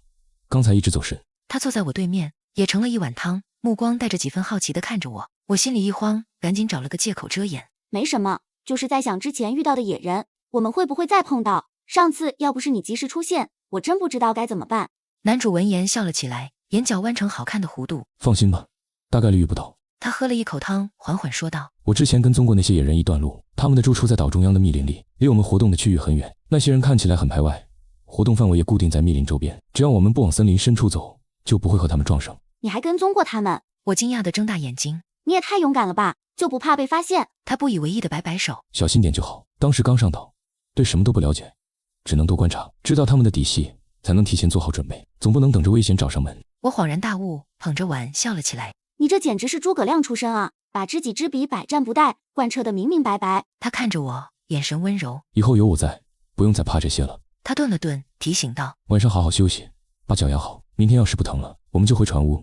菜地种下去好几天了，再不浇水估计要干死了。我拍了下额头。对，差点把种菜的事忘了，明天回去先给菜地浇水，然后把今天摘的竹笋处理一下，晒成笋干存起来。我掰着手指说道。对了，船屋的储水箱也要检查一下，看看是不是该补充淡水了。这些都交给我，你安心养脚。李泽熙温柔地看着我，他的语气带着不容置疑的认真，让我心里暖暖的，忍不住点了点头。小猴子在旁边吃得不亦乐乎，一会儿啃口饼干，一会儿舔舔碗里的汤，毛茸茸的脸颊沾了不少食物残渣，逗得我们俩频频发笑。山洞外的夜渐渐深了，风从洞口吹进来，带着山林的清凉，却不再让人觉得寒冷。早点休息吧，我在旁边守着。他把草堆铺得更厚了些，又点燃了艾草。我躺在熟悉的小木床上，看着他的身影，心里的胡思乱想渐渐平息。或许我不该总被过去的阴影困住。李泽熙的温柔和前男友的虚伪截然不同，他的关心藏在每一个细节里，不是刻意讨好，而是发自内心的在意。晚安，我轻声说道。晚安，有动静就喊我。他的声音从旁边来，温暖又安心。我闭上眼睛，听着洞外的风声和他轻微的翻动声，心里格外踏实。或许在这座荒岛上，我真的可以试着放下顾虑，接受这份突如其来的温暖。这一晚我睡得格外安稳，连梦都是甜的。梦里是绿油油的菜地，还有他温柔的笑容。我叫默默，今天是我沦落荒岛的第37天。清晨的阳光刚透过山洞缝隙洒在睫毛上，我就被轻轻摇醒。默默，醒醒，带你去看个东西。李泽熙的声音带着难得的雀跃，我揉着惺忪的睡眼坐起身。到底是什么呀？这么神神秘秘的？我笑着问，心里满是好奇。刚走出山洞，我就愣在原地，眼泪毫无预兆地涌了上来。洞口的空地上，无数朵粉色和白色的小野花被精心摆成了心形，花瓣上还沾着清晨的露珠，在阳光下闪着细碎的光。小猴子站在爱心中央，嘴里叼着一束花束，看到我出来，立刻蹦跳着跑过来，把花递到我面前。李泽熙从猴子手里接过花束，眼神温柔的能滴出水来。生日快乐，默默。生日？我彻底懵了，下意识地摸了摸自己的脸颊。上次聊到小时候的趣事，你说7月28号是你的生日。他抬手帮我擦掉眼泪。我到岛上后每天都记录日期，算着日子呢。本来想在船屋给你煮碗生日面，没想到我们还在山洞这边，只能委屈你先收下这份简陋的礼物。我看着眼前的爱心花束，心里像被温水浸泡着，又酸又暖。上岛这么久，我早就忘了日期，连自己的生日都抛在了脑后，可他却记在了心里，还特意准备了惊喜。在这座物资匮乏的荒岛上，这份用心比任何昂贵的礼物都珍贵。这束花是我早上去树林里摘的。他把花束塞进我手里，花瓣的清香萦绕在鼻尖。许个愿吧，生日愿望都很灵的。我双手捧着花束，闭上眼睛，泪水顺着眼角滑落，脑海里闪过船屋的温馨，菜地的希望，还有他每次护在我身前的身影，轻声许愿。我希望能早点和李泽熙一起离开荒岛，回到家人身边。说完这句话，我再也忍不住，哭得像个孩子。他轻轻拍着我的后背，声音低沉而坚定。别哭，我们一定会一起离开的。他扶着我的肩膀，认真地看着我的眼睛。默默，虽然我们认识的时间很短，但我是真心喜欢你。我的心跳瞬间漏了一拍，抬头撞进他深邃的眼眸里。你的单纯，你对小猴子的爱护，你对生活的乐观，都深深打动了我。他的声音带着一丝不易察觉的颤抖。没遇到你之前，我在这岛上每天都觉得绝望，做什么都没有动力。遇到你之后，你就像小太阳，把我的日子都照亮了。我希望未来的日子都有你的陪伴，给我一个机会，让我一直照顾你，好吗？深情的告白像潮水般将我淹没，我却下意识地后退了一步，低下头不敢看他。可是我一点都不好。我攥紧手里的花束，声音带着自卑的颤抖。你遇事沉着冷静，我却总是咋咋呼呼。你会修船，会钓鱼，我却笨手笨脚的。你怎么会喜欢我呢？前男友的话又在耳边响起，那些不够好的否定，让我连接受爱的勇气都没有。不许这么说自己，在我眼里，你特别好。我知道你可能有顾虑，但我向你保证，我会用行动证明我的真心。给我这个机会，好吗？我看着他此刻的样子，没有了初见时的高冷，眼神里满是急切与真诚。想起他为我守夜的疲惫，为我背回山洞的温暖，为我记住生日的用心，所有的顾虑都在这一刻烟消云散。我猛地一点头，声音带着哭腔，却无比坚定。好。话音刚落，他就激动地将我紧紧拥入怀中。他的怀抱宽阔而温暖，带着阳光和草木的清香，将我整个人都包裹住。我的脸颊贴在他的胸口，能清晰地听到他急促的心跳声，和我的心跳渐渐重合。这种感觉很陌生，却又格外安心。小猴子在我们身边蹦蹦跳跳，吱吱叫着，像是在庆祝。我一定会好好照顾你。他在我耳边轻声说，气息拂过我的耳廓，带着滚烫的温度。我用力点头，将脸埋得更深，泪水再次滑落，却不再是因为委屈或绝望，而是因为幸福。在这座荒岛上，我失去了很多，却也收获了最珍贵的礼物。风轻轻吹过，带着花的清香，爱心形状的花束在阳光下格外耀眼。我知道，从点头的那一刻起，我的荒岛求生再也不是一个人的孤军奋战。未来的路不管还有多少艰难，只要身边有他，就有了直面一切的勇气。或许这就是幸福吧。我叫默默，今天是我沦落荒岛的第38天。谈恋爱真的是一件很神奇的事情，明明还是那片挂着棉花糖云朵的蓝天，还是那片散发着青草香气的树林，可自从点头答应李泽熙的那一刻起，连空气都像掺了蜜。他抱着我躺在柔软的草地上，下巴轻轻抵着我的发顶，温热的呼吸拂过耳畔。太阳都晒到屁股了，再赖着就要变成烤红薯啦。我戳了戳他坚实的胸膛，笑着起身，他却一把将我拉回怀里，耍赖似的蹭了蹭我的脸颊。再抱1分钟就1分钟。直到小猴子蹲在旁边吱吱叫着催我们，李泽熙才恋恋不舍地牵着我的手，准备启程回船屋。他的手掌宽大温暖，原本需要走几个小时的路，在我们的说说笑笑中转瞬即逝。刚到船屋，小猴子就蹦到甲板上，熟练地拖出晒笋干的竹席。我从背包里拿出新摘的竹笋，坐在竹席旁开始处理，将竹笋外层的老皮剥掉，切成均匀的薄片。小猴子蹲在我身边，时不时帮我递过包好的竹笋，模样认真又可爱。我去煮面条，你别太累，切不完等我来。李泽熙揉了揉我的头发，转身走进船屋的厨房。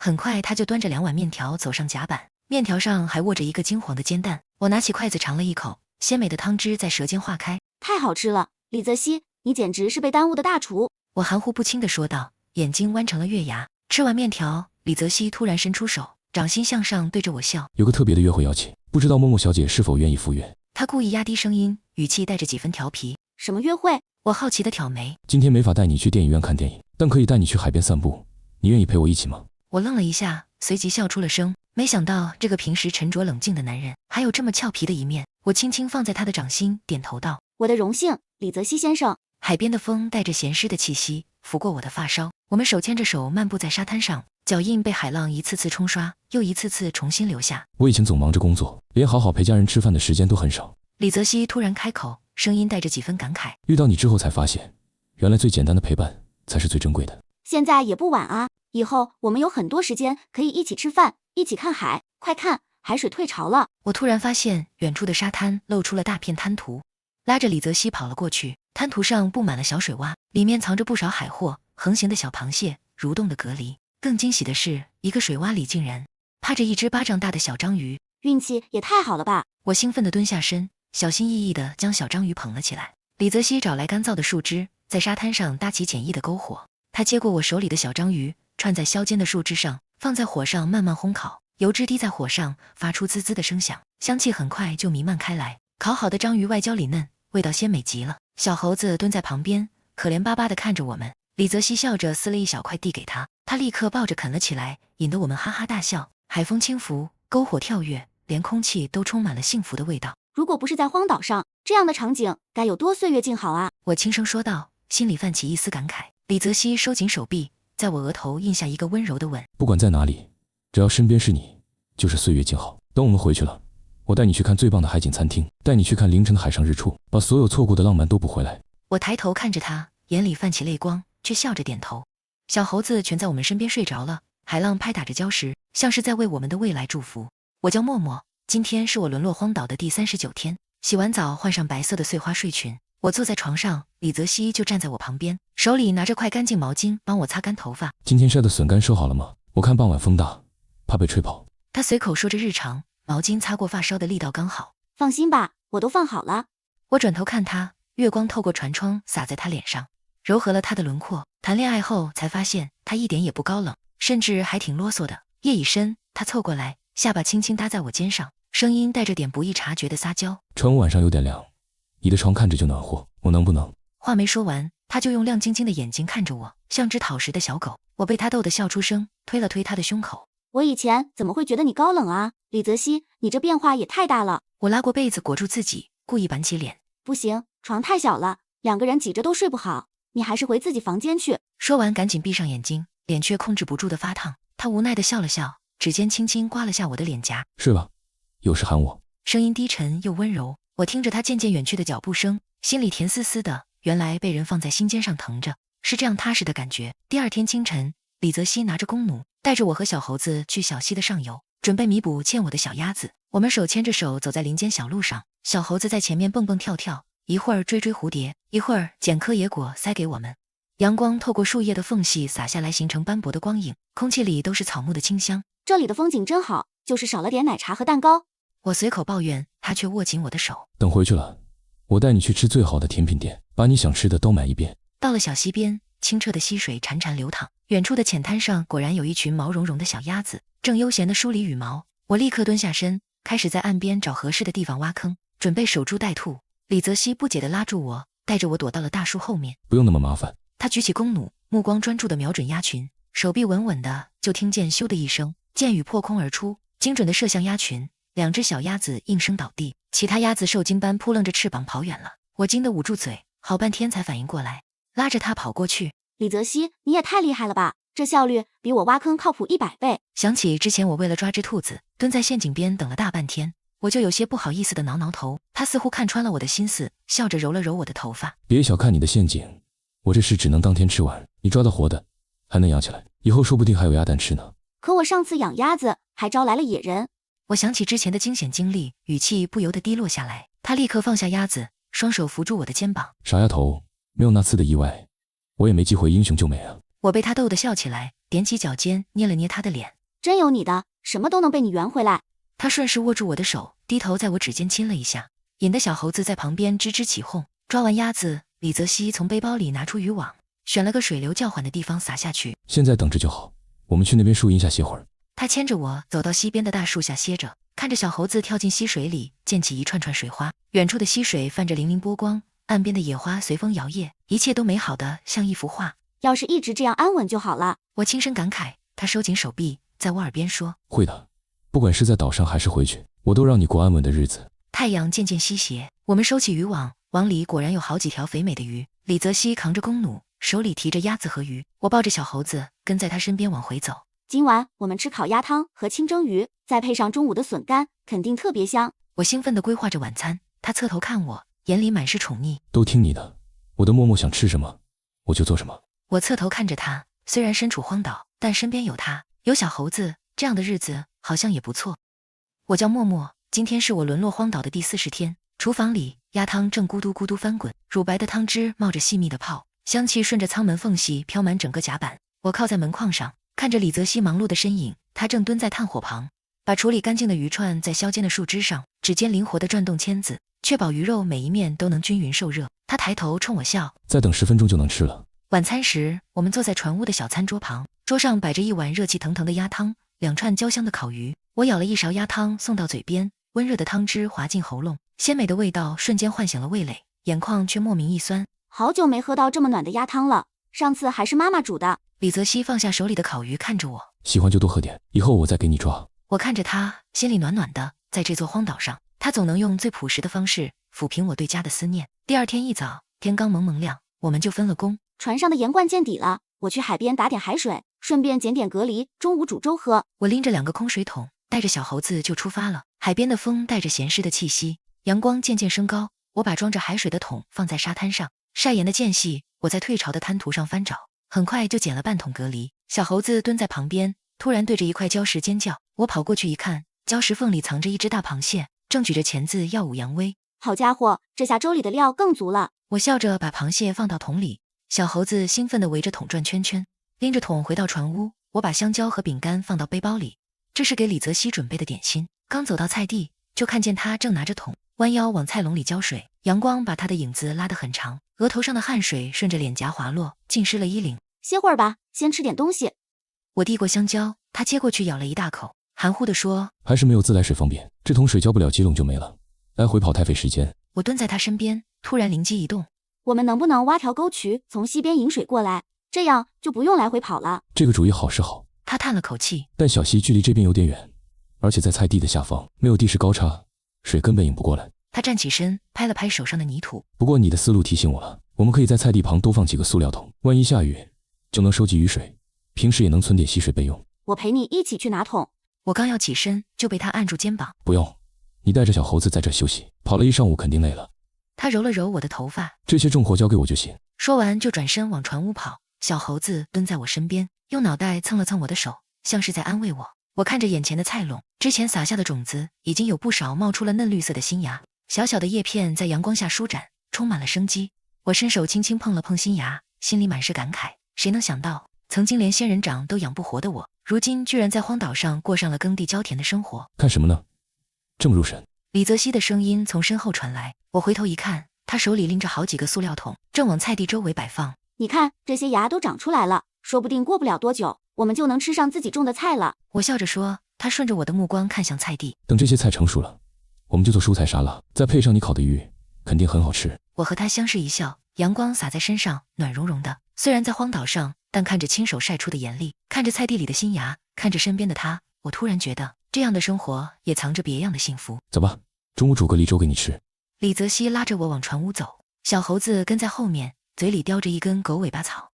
夕阳把我们的身影拉得很长，在这座荒岛上，只要彼此陪伴，再简单的日子也能过出满满的烟火气。我叫默默，今天是我沦落荒岛的第41天。半夜被哗啦啦的雨声惊醒时，我裹着被子往窗边凑了凑，看着外面被雨水模糊的夜色，突然想起刚上岛时躲在山洞里的日子。那时连一场小雨都能让我手忙脚乱，如今有着船屋遮风挡雨，连雨声都成了安稳的催眠曲。第二天清晨，雨果然没停，反而下得更密了，远处的树林都被雨雾笼成了一片深绿。没法出去找物资，正好清点一下储物仓。李泽熙看着我，昨天就想着整理了，一直没顾上。储物仓在船屋下层，里面放着我们赖以生存的物资。一走进去，一股腥气扑面而来。之前存的螃蟹和海虾，一半都翻着白肚皮，已经没了生气。我蹲下身叹气，都怪我，上次说省着点吃，结果反而浪费了。李泽熙蹲在桶旁边，把变质的海鲜捡出来。不怪你，是我们没考虑周全。海鲜这种易坏的，要么当天吃，要么立刻做成干货。他指着旁边的笋干和鱼干，以后重点存这些耐放的。椰子、木耳也多找些，等蔬菜长出来了，我们也能吃到新鲜的菜了。我点点头，看着他认真的侧脸，心里的懊恼淡了不少。只要我们一起想办法，就没什么解决不了的。清点到货架上的面粉袋时，我眼睛一亮，还有面粉，我们包饺子吃吧。我拉着他的胳膊，用昨天剩下的鸭肉，再加上泡好的木耳和蘑菇，剁碎了当馅，肯定香。他被我兴奋的样子逗笑。你这小馋猫，一说吃的眼睛都亮了。行，听你的，今天就包饺子。厨房瞬间热闹起来。李泽熙负责处理馅料，他把鸭肉去皮剁碎，和泡发好的木耳、蘑菇拌在一起，加了点我们自制的盐，香味很快就飘了出来。我在不锈钢的台面上和面，面粉有些粗糙，揉起来费力气。他看我胳膊都酸了，过来从身后握住我的手，带着我一起揉，力道要均匀，像这样。他的胸膛贴着我的后背，温热的呼吸拂过耳畔，我不由得红了脸，连手上的力气都忘了使。专心和面。他低笑着在我耳边说，指尖轻轻捏了捏我的脸颊。小猴子蹲在桌角，好奇地看着我们，时不时伸手想够桌上的面粉。包的时候就热闹了，我包的饺子歪歪扭扭，他包的却个个饱满圆润，像小元宝似的。你怎么什么都会啊？我举着自己包的半成品叹气。他拿起我的饺子，笑着说，以前跟我妈学的，她说以后娶媳妇得会做点家务才行。我抬头撞进他的眼，睛心里甜滋滋的。水烧开后，饺子一个个滚进锅里，浮起来时就捞出来，味道绝了。我一口气吃了10个撑的，靠在椅背上摸肚子。这是我在岛上吃的最香的一顿饭了。李泽熙递给我一杯温水，慢点吃，没人跟你抢。喜欢的话，下次我们用鱼肉做蟹。我笑着看向窗外，外面的雨终于停了，阳光透过窗户洒进来，在地板上投下光斑。出太阳了。我拉着他跑上甲板，雨后的空气格外清新，带着草木和泥土的香气。我们拿过拖把，一起清理甲板上的水印。刚擦完坐下，小猴子突然对着远处尖叫，顺着他指的方向望去，我瞬间屏住了呼吸。天边挂着一道七彩彩虹，一端连着海面，一端扎进远处的树林，绚烂的像童话里的场景。彩虹！我兴奋地站起来，拉着李泽熙的手蹦蹦跳跳，他也笑着握紧我的手，目光里满是温柔。真美，就像专门为我们出现的一样。我看着彩虹，又看着身边的他，突然觉得所有的艰难都值了。我们肯定会有好运气的。我大声喊着，声音被风吹向远方。我们一定会早点离开荒岛，回到家里。他站在我旁边。会的，一切都会好的。彩虹在天边慢慢变淡，阳光越来越暖。小猴子在甲板上跑来跑去，我靠在他的怀里，心里充满了希望。或许荒岛的日子还有很长，但只要有食物，有避难所，就总有盼头。我闭上眼睛，感受着阳光的温度和他的心跳，在心里默默许愿，下次看到彩虹时，我们能在城市的街头一起喝着奶茶，聊着今天的故事。我叫默默，今天是我沦落荒岛的第42天。天刚蒙蒙亮，我就拽着李泽熙往菜地跑，心里的弦绷得紧紧的。前天那场暴雨下得又急又猛，那些刚冒头的小嫩芽嫩得能掐出水，哪经得住这样折腾。越靠近菜地，我的心跳越快，直到看见那片熟悉的菜垄，浅绿色的芽尖顶着晶莹的水珠，非但没被浇垮，反而比之前舒展了不少，叶片都透着股水灵灵的劲儿。快看，塑料桶都满了。李泽熙的声音带着惊喜，我转头望去，之前摆在菜地旁的几个塑料桶，此刻都盛得满满当当，雨水在桶里晃出细碎的光。他走过去拍了拍桶壁，笑着叹气。早知道这场雨这么给力，前天就不用来回跑着打水浇菜了，白累出一身汗。我蹲下身，轻轻碰了碰沾着泥土的嫩芽，心里的大石头总算落了地。这芽比我们想象中结实多了，真是没白疼他们。找了棵枝繁叶茂的大树乘凉，刚坐下没2分钟，小猴子突然吱吱叫着蹦起来，指着菜垄方向。我顺着他的目光看去，一只巴掌大的小兔子正蹲在菜地里，三瓣嘴快速动着，正啃得津津有味。几片刚长开的嫩叶已经被它咬得七零八落。这小东西倒是会找好东西吃。我刚要起身，李泽熙就比了个虚的手势，蹑手蹑脚地绕到兔子身后，他的动作轻得像片叶子，趁兔子专心啃食的瞬间，猛地伸出手，稳稳地将它抓在掌心。小兔子受惊似的蹬了蹬后腿，却怎么也挣不开。真是只贪吃的小兔子。我走过去戳了戳它柔软的绒毛，又心疼地看向菜垄。可再这么来几只，我们的菜没长起来就被吃空了。别担心，我们以后多过来看看。李泽熙笑着安慰我。而且我们可以在菜地周围挖几个陷阱，说不定还能抓到这些贪吃的小家伙，既保护了菜，又能添点食材。我眼睛一亮，立刻点头。这个主意好，我们现在就动手。我们沿着菜地边缘选了几个隐蔽的地方开始挖坑，泥土经过雨水浸泡变得松软，挖起来不算费力，但要挖得深浅合适，边缘整齐，还是费了不少功夫。挖好后，我找来干燥的树叶和杂草铺在上面做伪装，小猴子也在一旁帮忙，把捡到的小石子堆在陷阱周围，像是在做标记。忙到太阳升到头顶，总算挖好了5个陷阱。我瘫坐在草地上擦汗，李泽熙递过来水壶。歇会儿吧，这陷阱应该能起作用。他喝了口水，突然感慨，要是能抓一只野狗就好了，驯服之后能帮我们看着菜地。我忍不住调侃他，就你打得过野狗吗？他被我说的一乐，挠挠头承认，打不过，但可以智取吗？往回走的时候，阳光透过树叶洒下斑驳的光影，小猴子在前面追着蝴蝶跑，路过一片长满杂草的草地时，李泽熙没注意脚下，被一片宽大的叶子绊倒，踉跄着扶住旁边的树干。哎呦，这什么东西绊我？他低头扒开草丛，眼睛突然亮了，伸手在泥土里挖了起来，很快就挖出一个拳头大、浑身沾着泥的东西，外皮呈红褐色，看着和红薯一模一样。默默，你看我挖到什么了？红薯啊！他激动地举着那东西跑过来，这下有主食了。我凑过去看了看，淡定地摇了摇头，这不是能吃的红薯。我以前看科普节目说过，野生的类似红薯的块茎很多都不好消化，有的甚至有毒，不能随便吃。李泽熙脸上的笑容瞬间垮了下来，捧着那红薯看了半天，还是遗憾地扔进了草丛。哎，白高兴一场。他突然眼睛一转，看着我笑。晚上吃海鲜怎么样？你说清蒸还是烧烤？我故意逗他，我要吃麻辣的。他挠了挠头，耍赖似的拉着我的手，像是要跟我求饶。小猴子似乎听懂了吃这个词，兴奋地跑过来蹭我的腿。阳光正好，微风拂过，带着草木的清香。我和李泽熙手牵着手，听着他絮絮叨叨地规划晚上的海鲜大餐，笑声在林间传得很远。我叫默默，今天是我沦落荒岛的第60天，清晨的露珠还凝在草叶上，我就看见李泽熙蹲在那块被磨得光滑的礁石前，摸着刚画好的正字。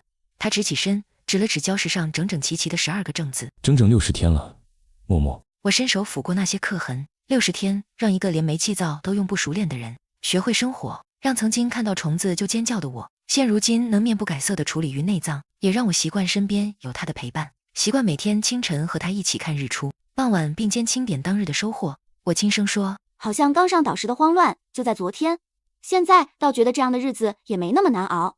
他揉了揉我的头发，目光望向远处翻涌的海面。难熬的还在后面，你看这风带着凉意了，岛上的冬天肯定不好过，我们得趁着现在多囤点能放的东西。说话间，他已经撸起袖子，带着我走向椰子林，这是我们的储备粮基地之一。李泽熙爬树的动作愈发熟练，双手抱住树干，脚掌蹬着树身一跃，几下就爬上去了。他用刀去砍树顶上的椰子，我拿着藤蔓筐在下面捡。够了够了，这筐装不下了。我仰头喊他，他笑着应了一声，像只灵活的猴子般滑下来，额角沁着薄汗。放好椰子，我们继续往小溪边走去。今天的主要任务是多抓些鱼晒成鱼干，冬天的蛋白质全靠它们了。可刚走到溪边的灌木丛旁，就听见一阵杂乱的脚步声，几只兔子和松鼠慌慌张张地往树林里跑，树上的小鸟扑棱着翅膀到处飞。不对劲！李泽熙立刻拉住我，把我往树后一藏，自己则探出头警惕地张望。顺着他的目光看去，我的心脏瞬间提到了嗓子眼。小溪中央的浅滩上，一只体型壮硕的黑熊正低着头，肥厚的爪子精准地按住一条挣扎的鱼，囫囵吞枣地咽了下去。黑色的皮毛被溪水打湿，贴在身上更显威慑力。我的天！我捂住嘴，连呼吸都放轻了。李泽熙紧紧攥着我的手腕，示意我别出声，拉着我慢慢往后退，直到退出熊的视线范围，才拉着我撒腿就跑，一口气跑回树林深处，我们才敢停下来。我靠在树干上大口喘气，腿都在发软。太吓人了，刚才要是被他发现，我们就完了。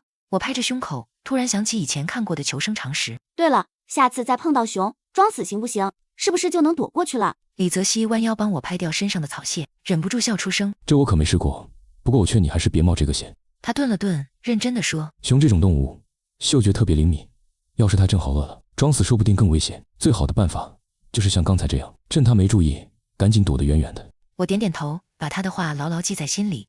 在这荒岛上，任何一次疏忽都可能致命。于是抓不成了，我们只能转道去菜地看看。快到菜地时，就听见一阵熟悉的狗叫声，记忆突然翻涌上来。那天我们去挖竹笋，撞见他时，他正拖着受伤的后腿在竹林里哀嚎，眼里满是警惕。李泽熙没敢贸然靠近，先是扔了几块鱼肉过去，等他放松警惕后，才慢慢走过去，用干净的布条帮他包扎伤口。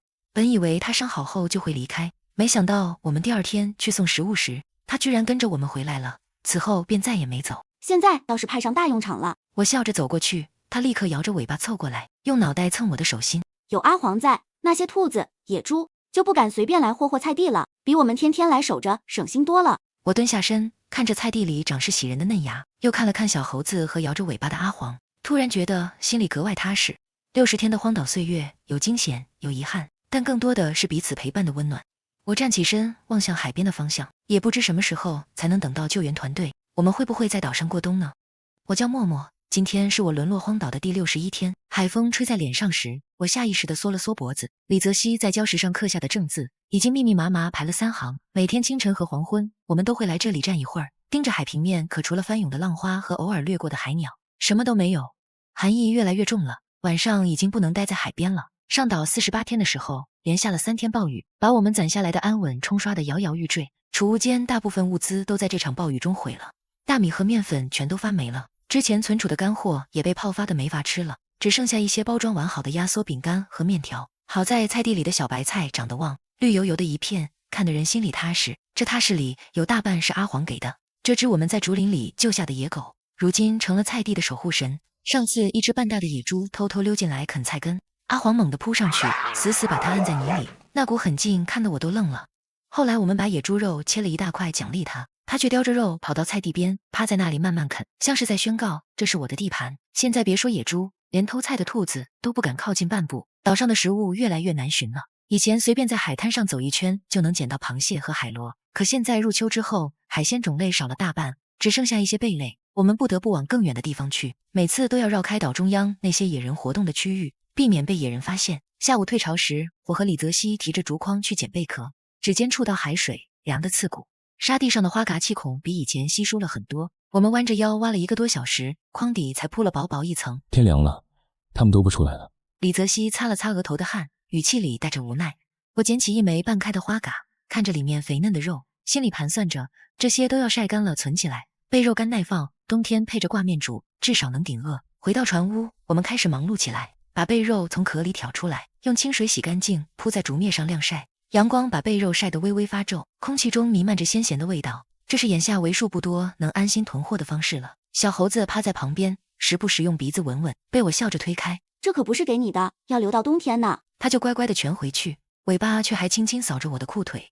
处理完贝壳，李泽熙拿上渔网，去小溪边碰碰运气，抓点野鸭回来。我一边走一边忍不住念叨：最近别太靠近溪边，上次看到熊的脚印了，比你的手掌还大。入秋之后，熊都在疯狂觅食囤脂肪，准备冬眠。溪边鱼多，肯定是他们常来的地方。李泽熙握紧我的手，放心，阿黄鼻子灵，有情况他会先预警。果然没走多远，阿黄突然停下脚步，耳朵竖得笔直，朝着溪边的芦苇丛低喊。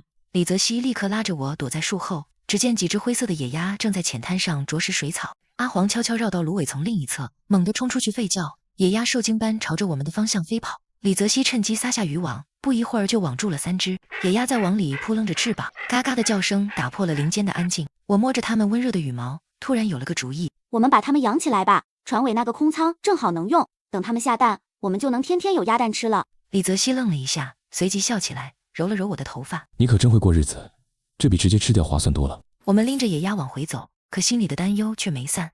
3只鸭子，几筐备肉干，还有地里的蔬菜，这些远远不够。冬天的脚步越来越近了，海会更冷，食物会更少。万一救援还不来，我们必须囤够足够的物资才能活下去。阿黄和小猴子亦步亦趋地跟在后面，夕阳把我们的影子拉得很长。我看着身边的小伙伴们，暗自坚定，不管后面有多难，只要我们在一起，总能熬过去。说不定哪天清晨，我们在站在礁石上时，就能看到远处救援船的影子了。我叫默默，今天是我沦落荒岛的第62天，天刚蒙蒙亮，树叶上的露水还没干透，我就攥着磨得发亮的短刀准备出发了。外围的野果被摘得差不多了，贝壳也越捡越远，再不往树林深处走，过冬的物资真要断档了。李泽熙检查着弓弩的弓弦，回头看着我，伸手把我额前的碎发别到耳后。别怕，我走在前面，你紧跟着我。小猴子蹲在旁边吱吱叫，爪子紧紧勾着我的裤腿，显然想跟着一起去。我蹲下身摸了摸它毛茸茸的脑袋，乖乖待在船上，帮我们看着鸭舍，回来给你带野果吃。小猴子似懂非懂的点点头，委屈地往船屋走。走进树林深处，光线瞬间暗了下来，高大的树木遮天蔽日，只有零星的阳光透过枝叶缝隙洒下来，地面的落叶厚的能没过脚踝，踩上去发出沙沙的声响。我紧握着短刀，手心沁出了汗。这是我们上岛后第一次走这么深，连阿黄都留在菜地，周围的安静让人心慌。等等，李泽熙突然停下脚步，指着前方。你看那是什么？我顺着他的目光看去，几株棕红色的灵芝正贴着树干生长，伞盖厚实，边缘还泛着光泽。我惊喜地压低声音：是灵芝。以前在电视上看过，说是能补气安神，在这荒岛上简直是救命的宝贝。我们小心翼翼地把灵芝摘下来，生怕碰坏了。再往前走，地势渐渐变陡，在一片潮湿的灌木丛下，李泽熙又发现了几株顶着红果的植物，是人参。虽然个头不大，但根茎饱满，须根完整，煮在肉汤里，虚弱的时候喝一碗，比什么都管用。没想到这荒岛深处藏着这么多好东西。我摸着背包里的药材，心里的底气足了不少，连脚步都轻快了些。继续往前走，眼前的景象让我们都愣住了。前方的山壁裸露着，岩层里夹杂着星星点点的金黄色，在阳光下闪着微弱的光。这是金矿。李泽熙走上前，用刀尖刮下一点粉末，放在手心捻了捻。没想到这座破岛还藏着这宝贝。我凑过去看，眼里满是诧异。要是能把这些金子带出去，我们就发财了。他突然笑出声，揉了揉我的头发。先别想发财了，能活着出去再说。我们记下位置，等以后有机会再来开采。现在最重要的是囤物资。我点点头，心里却忍不住畅想，要是真能带着金子回去，就能给爸妈换个舒服的房子，也不用苦命打工了。正说着，一阵沉重的脚步声从旁边的树林传来，我们立刻屏住呼吸，躲在大树后面。只见一只半大的野猪正低着头拱土。机会来了。李泽熙缓缓举起弓弩，瞄准野猪，咻的一声，箭羽精准地射中了野猪的后腿。野猪吃痛，发出一声嘶吼，身上带着箭，转身就往前跑。追！我们对视一眼，立刻跟了上去。野猪跑得不算快，箭伤让他的动作有些迟缓，眼看就要追上，我突然被李泽熙一把拉住。别出声！他的声音压得极低，手指着前方。我顺着他的指向看去，心脏瞬间提到了嗓子眼。不远处的空地上，几个穿着兽皮、身材高大的野人正围坐在一起。看到跑过来的野猪，立刻起身扑了上去，3下5除2就把野猪按在地上，扛着往树林深处走去。我们躲在树后，直到野人的身影消失不见，才敢大口喘气。真是为他人做嫁衣。我懊恼地踢了踢脚下的石头。到手的野猪就这么没了，这树林里也太危险了，不仅有熊，还有野人。下次再也不来这么深的地方了。李泽熙脸色凝重地点点头。以后来深处，你就别跟着了，留在船上和小猴子一起整理物资。我刚要反驳，他就按住我的肩膀，认真地说：听话，这里太危险，万一遇到突发情况，我一个人更容易撤离，带着你反而束手束脚。他的眼神里满是担忧，我知道他是为我好，但他没想到的是，这个看似稳妥的决定，会在不久后让他陷入深深的悔恨之中。我叫默默，今天是我沦落荒岛的第62天。船底的鸭舍里暖融融的，我蹲下身，小心翼翼地从干草堆里捡出2个圆滚滚的鸭蛋，蛋壳带着淡淡的青灰色，摸起来温热。这是我们养的野鸭下的第3窝蛋了。每天捡蛋成了我最期待的事，这是荒岛日子里最实在的慰藉。菜地里的小白菜沾着晨露，我掐了几把嫩心，在水里洗得干干净净。锅里的水烧开后，下了一点挂面，再把切碎的白菜和敲开的鸭蛋丢进去，香气很快飘满了船舱。快来吃，再不吃面就要坨了。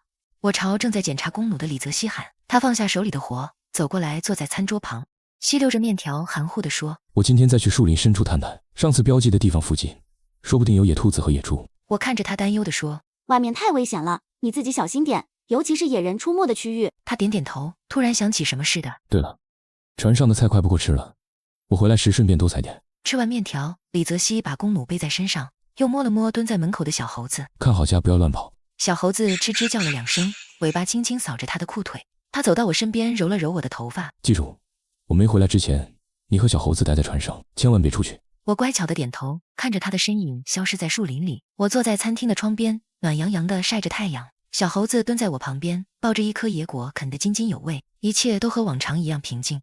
可这份平静没持续多久，身后突然传来吱呀一声，是船舱后门被推开的声音。我以为是李泽熙忘了带东西，刚要回头喊他，就听见2个陌生的男声。这船上居然有人，看这样子，不会也是来采金矿的吧？我心里一紧，猛地回头，只见2个穿着工装服、皮肤黝黑的男人站在门口，眼神不善地盯着我。你们是谁？我下意识地把小猴子护在身后。别管我们是谁，跟我们走一趟。其中一个高个子男人上前一步，想来抓我的胳膊。我推着小猴子，大声喊：小猴子，快跑！小猴子机灵得很，立刻明白过来，一跃就跳到了甲板上，朝着树林的方向跑去，瞬间就没了踪影。2个男人生气地看着我，架着我的胳膊，把我往海滩拖。我挣扎着大喊，却被其中一个男人捂住了嘴。你们带的那艘船是我们的，我们早就来这岛上采矿了。高个子男人看着我，恶狠狠地说：这岛上有金矿的事，不能让外人知道。你既然看见了，就别怪我们心狠。另一个干瘦的男人笑了起来，直接杀了太便宜他了，不如等我们走的时候扔到海里喂鱼，看他挣扎的样子多有意思。与此同时，李泽熙正拎着一只肥硕的野兔子，心里还盘算着晚上给我烤兔子吃。阿黄跟在他身边，可刚走到树林边缘，就看见小猴子疯了似的朝他跑来，嘴里吱吱叫着，眼神里满是焦急。李泽熙心里咯噔一下，一种前所未有的恐慌攫住了他。小猴子从来不会这样失态，除非……他立刻放下手里的兔子，蹲下身抓住小猴子的爪子。怎么了？默默呢？默默出事了。小猴子用力点头，爪子扒拉着他的裤腿，示意他往船屋的方向跑。李泽熙站起身，心脏狂跳，拔腿就跑。阿黄也察觉到了不对劲，跟在他身后疯狂的吠叫，声音里满是不安。李泽熙一边跑一边在心里祈祷。一向淡定的他心里充满了恐慌和懊悔，这可能是我们上岛以来最大的一次危机了。我叫默默，今天是我沦落荒岛的第64天。船屋的门虚掩着，李泽熙推开门的瞬间，心脏像被一只手攥紧。餐厅里一片狼藉，桌椅翻倒在地。阿黄冲进船舱，对着空无一人的房间疯狂吠叫，尾巴绷得笔直。默默，默默。他的嘶吼声传遍了船屋的每个角落。鸭舍、储物间、甲板，哪里都没有我的身影。他的手指冰凉，想起临走前我乖巧点头的样子，悔恨像潮水般将他淹没。他不该把我一个人留下，更不该轻易答应分开行动。小猴子拉着他的裤腿往海滩的方向拽，他低头一看，滩涂上散落着几个不属于我们的脚印，深深浅浅，一直通向海边。阿黄，跟上。他抓起地上的弓弩，坚定地朝着脚印的方向跑去。海边的风带着咸腥味，李泽熙躲在礁石后面，探出头小心翼翼地观察。不远处的海面上停着一艘小型货船，海滩上摆着一张小桌，两个男人正拿着酒瓶喝酒。他握紧弓弩，指节泛白，可看着船舱紧闭的门，又硬生生忍住了。他不知道我被关在哪里，贸然射箭只会打草惊蛇，焦虑像藤蔓一样缠绕着他。他盯着那两个男人，大脑飞速运转。突然，他想起我上次跟他说毒蘑菇的玩笑话。这蘑菇毒性大，要是遇到野人，磨成粉撒在他们的食物里，保管让他们动弹不得。当时他还笑着说我调皮，没想到现在竟成了救命的办法。他立刻对小猴子做了个安静等待的手势，又拍了拍阿黄的头，守在这里，别出声。说完，转身往船屋的方向狂奔。毒蘑菇放在储物间的角落里，李泽熙用刀把毒蘑菇切碎，用盒子装好，又取了一把短刀拿在手上。他深吸一口气，再次返回海边，借着礁石和海浪声的掩护，绕到货船的盲区。船身不高，他踩着细船的绳索，像只敏捷的猫，悄无声息地爬上了船。船舱里飘出饭菜的香味，他顺着气味摸到厨房门口，锅里正煮着一锅肉汤，咕嘟咕嘟冒着泡。两个男人的笑声从海滩传来，显然没察觉到危险。李泽熙屏住呼吸，迅速将毒蘑菇粉末全部撒进汤里，用勺子快速搅拌了几下，又悄无声息地退了出去，躲在礁石后面。这里视野开阔，能清楚看到甲板上的一举一动。没过多久，干瘦男人端着那锅肉汤出来，放在桌子上。来，喝点汤，暖暖身子，等会儿好干活。高个子男人接过碗，仰头就喝了大半。这汤味道不错，比上次煮的野猪肉还香。干瘦男人也跟着大口喝起来。两人喝完汤，刚把碗放在桌上，身体就开始摇晃。不对劲，头好晕。高个子男人话没说完，就扑通一声倒在沙滩上。干瘦男人也捂着肚子，抽搐了几下就没了动静。李泽熙确认两人彻底失去意识，立刻拿着绳子将两个男人结结实实捆起来，嘴里还塞了布条。阿黄，小猴子，过来。他喊了一声，阿黄立刻冲上船，猴子也窜了过来，准备上船舱找我。默默你在哪？默默。他一间间船舱的找，声音里带着抑制不住的颤抖。终于在货舱的底下看到了缩在角落的我，我抱着膝盖，脸色苍白，头发凌乱。看到他的瞬间，眼泪瞬间决堤。泽熙，我紧紧抱着他的腰，感受着他熟悉的体温，所有的恐惧和委屈都在这一刻爆发出来。我以为我再也见不到你了，他们说要把我扔去喂鱼。他轻轻拍着我的背，一遍遍地安慰我。阿黄蹲在我们身边，用脑袋蹭着我的腿，小猴子也跳过来，趴在我的肩膀上，发出低低的呜咽声，仿佛过了半个世纪那么久。我情绪终于稳定下来了。李泽熙激动地看着我说，默默，我们有船了，我们可以试着回家了。我叫默默，今天是我沦落荒岛的第65天。采矿船的引擎预热着，发出沉稳的轰鸣。我和李泽熙往返了3趟，才把压缩饼干、晒干的鱼、干贝肉和那几株珍贵的灵芝人参搬上船。小猴子蹲在物资箱上看着东西，阿黄则忠诚地守在沙滩上，警惕地望着那两个人。差不多了，引擎没问题，随时能出发。李泽熙擦了擦额头的汗，我却突然想起被捆在沙滩上的两个人，心里总有些不安。从物资里拿了一点饼干和香蕉，又特意找出一把磨得锋利的短刀，好让他们割断绳索自救。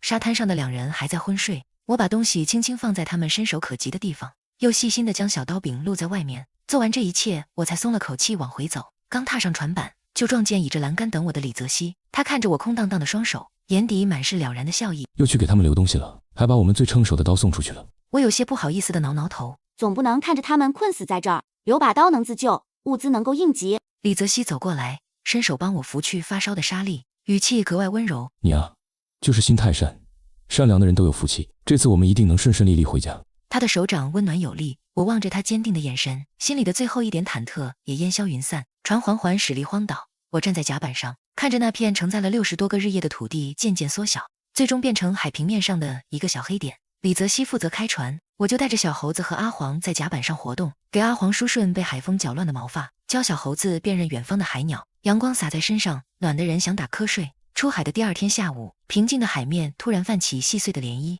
李泽熙的声音带着惊喜：默默，快来看！我连忙跑过去，只见船舷两侧，一群海豚正跟着船游弋，灰色的脊背在阳光下闪着光泽，时不时跃出水面，划出优美的弧线。小猴子兴奋地吱吱叫着，扒着船舷伸手去够。阿黄也对着海豚狂摇尾巴，却懂事的没有吠叫。这是好兆头。李泽熙激动地说，海豚是吉祥的象征，说明我们一定能顺利回家。接下来的航行格外顺利。第3天下午，远处终于出现了港口的灯塔，船刚停靠在简易码头，我就迫不及待地拉着李泽熙往岸边跑。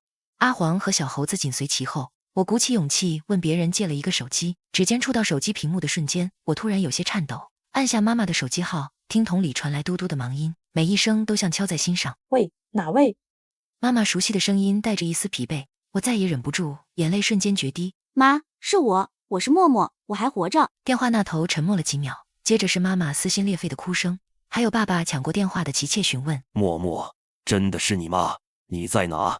我们马上过去。我哽咽着报出港口的名字。挂掉电话时，李泽熙正拿着纸巾站在我身边，眼眶也红了。等了几个小时，就看到爸爸妈妈跑过来的身影。妈妈一把抱住我，我的乖女儿，哭得浑身发抖。爸爸站在一旁抹眼泪。李泽熙的父母也赶来了，两家人围在一起，有说不完的话。阿黄和小猴子好奇地打量着这些陌生又亲切的人。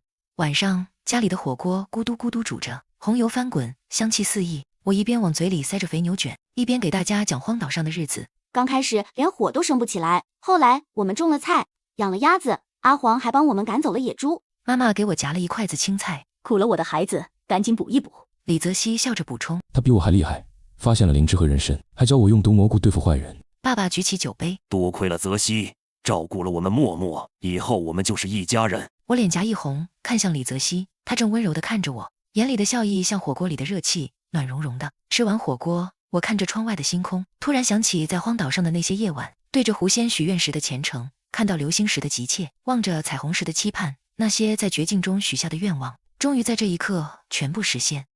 我叫默默，今天是我沦落荒岛的第65天，我终于回去了。清晨的阳光透过窗帘缝隙，在地板上投下细细的光斑。我睁开眼，映入眼帘的是熟悉的房间。我抬手摸了摸柔软的床单，指尖传来的触感真实又温暖。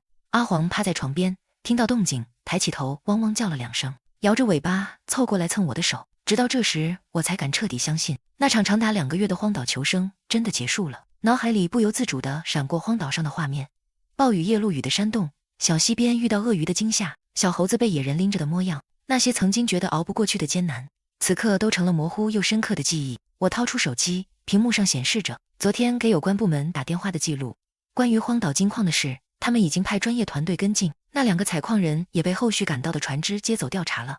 想到小猴子，我的心突然一沉。昨天送他去动物收容中心时，他扒着笼子，吱吱叫着爪子，紧紧勾着我的衣角，不肯松开。我当时强忍着眼泪，直到坐进车里，才忍不住哭了出来。他是我在荒岛最初的伙伴，是陪我度过最艰难时期的小家伙。可城市里的规矩不允许私自饲养野生动物，收容中心才是对他最好的安排。那里的工作人员会给他做全面检查，还会教他适应环境，比我们在家里瞎养强多了。李泽熙还承诺以后会经常带我去看他，有他在，连分离的难过都减轻了不少。换衣服时，我翻出衣柜里的风衣，看着镜中穿着干净衣服的自己，突然有些恍惚。在荒岛上，我总是穿着磨破的外套和沾满泥土的裤子，连洗把热水脸都成了奢望。而现在，梳妆台上摆满了护肤品，还是家里好啊。我看着镜子轻声说，伸手摸了摸自己的脸颊，收拾好自己，刚走出家门，就看到李泽熙靠在车旁等我。走吧，带你去看看我的战场。他拉开车门，笑着说。李泽熙的公司在市中心的写字楼里，一进大门，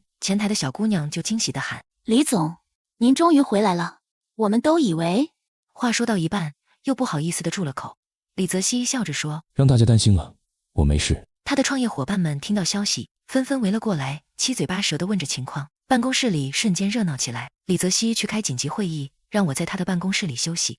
他的办公室很大，书架上摆满了书籍，墙上挂着公司获得的荣誉证书，这些都是他一点点打拼出来的成果。我坐在沙发上，看着窗外的车水马龙，心里满是骄傲。口渴了想去接水，刚走到茶水间门口，就不小心撞到一个人。走路不长眼睛吗？熟悉又刺耳的声音响起，我抬头一看，居然是前男友张哲。他上下打量着我，眼神里满是不屑。哟，这不是默默吗？听说你失踪了，我还以为你早就不在人世了，怎么是从哪个山沟沟里跑出来的？我气得浑身发抖，刚要开口反击，就听到身后传来李泽熙的声音。你在说什么？李泽熙走过来，一把将我护在身后，眼神冰冷地看着张哲。张哲脸色一变，显然没想到李泽熙会突然出现。李总，我跟默默是老熟人，开个玩笑而已。玩笑？李泽熙冷笑一声。我的人不是你能开玩笑的。从现在起，你被开除了，去财务室结算工资，立刻离开公司。张哲不敢置信地看着李泽熙，不甘心地转身走了。别生气了，这种人不值得。李泽熙揉了揉我的头发，语气瞬间温柔下来。我摇摇头，突然觉得心里很轻松。以前面对张哲的冷嘲热讽，我总是忍气吞声，可现在有李泽熙的守护，我终于不用再委屈自己了。后来才听说，张哲被开除后，因为没了工作，被闺蜜嫌弃，两人大吵一架后分了手。知情人还劝我要不要趁机嘲讽她几句，我却笑着拒绝了。那些揪着过去不放的人，从来都走不远。我经历过荒岛的生死考验，早就明白什么才是值得珍惜的。现在的我，有家人的疼爱，有李泽熙的守护，有阿黄的陪伴，周末还能去看小猴子，我早已经得到我想要的幸福了。我叫默默，今天是我离开的荒岛第28天。周末的午后，阳光透过咖啡馆的落地窗洒在桌面上，我搅拌着杯里的焦糖布丁，看着对面正低头回复工作消息的李泽熙，嘴角忍不住上扬。这就是我曾经在荒岛的寒夜里反复憧憬的寻常日子，如今都成了触手可及的幸福。发什么呆？李泽熙放下手机，伸手刮了刮我的鼻子，布丁都要化了。我舀起一勺布丁塞进嘴里，甜意从舌尖蔓延到心底。在想你上次说的外滩夜景什么时候兑现？他笑着挑眉，现在就去。我下午的会议临时取消了。2个小时后，我们站在外滩的观景台上，黄浦江的晚风拂过脸颊，对岸的东方明珠灯火璀璨。李泽熙从身后环住我，下巴抵在我的发顶。荒岛上你说想看城市的夜景，现在看到了，喜欢吗？我点点头，眼泪差点掉下来。在荒岛的夜晚，他曾指着星空说等回去了，带你看比星星还亮的灯。如今他真的做到了。这大半年来，他从没有让我的期待落空。哪怕公司刚恢复运营时忙得脚不沾地，他也会在深夜带一份我最爱的芒果甜品回家。周末再忙，也会抽出半天陪我去收容中心看小猴子。小猴子现在已经适应了那里的生活，每次看到我们都会兴奋地扒着笼子跳来跳去。经历过荒岛的生死相依，我越发懂得珍惜身边的人。每天下班都会先回爸妈家，陪爸爸在院子里下棋，听妈妈唠叨家长里短。周末带着阿黄去公园散步，看着他追着蝴蝶跑，心里满是踏实。爸爸总说，这孩子从岛上回来后便懂事了。我知道，不是我懂事了，是我终于明白，家人和爱人才是生命中最珍贵的财富。带你去个地方。一天傍晚，李泽熙神秘兮兮地开车带我去了海边。我下车一看，瞬间愣住了。沙滩上用贝壳摆成了大大的爱心。李泽熙单膝跪地，从口袋里掏出戒指。默默，在荒岛上，我只能用野果和烤鱼给你充饥，但那时候我就发誓，要是能回去，我一定要让你过上最好的生活。这大半年，我一直在努力兑现承诺。现在，我想给你一个一辈子的承诺，你愿意嫁给我吗？我哭着点头，戒指套在手指上的那一刻，无比的幸福。阿黄在旁边汪汪叫着，像是在庆祝我们的幸福。1年后的婚礼，我们选在了当初获救的那片海岛边。婚礼当天，阳光明媚，沙滩上铺满了白色的玫瑰，亲友们坐在两边，脸上满是祝福的笑容。我穿着洁白的婚纱，挽着爸爸的手臂，一步步走向站在红毯尽头的李泽熙。他穿着笔挺的西装，眼神温柔地看着我，仿佛整个世界只剩下我们2个人。阿黄叼着新娘捧花，乖乖地蹲在一旁。当牧师问我们是否愿意彼此相守一生时，我和李泽熙异口同声地回答，我愿意。婚宴设在了那艘装饰华丽的游艇上，李泽熙拿着话筒站在甲板上，看着在场的亲友。我和默默相遇在海岛，相守在荒岛，是这片海见证了我们的生死与共。今天，我在这里承诺，我会用一辈子的时间守护默默，让她永远幸福。掌声雷动，爸妈红着眼眶看着我们，从荒岛的艰难求生到城市的幸福安稳，从最初的相互扶持到如今的相守一生，那些曾经的苦难都成了我们爱情里最珍贵的勋章。身边有爱人，有家人，有阿黄的陪伴，还有漫天的烟花和璀璨的星空，这就是我最期盼的、最圆满的结局。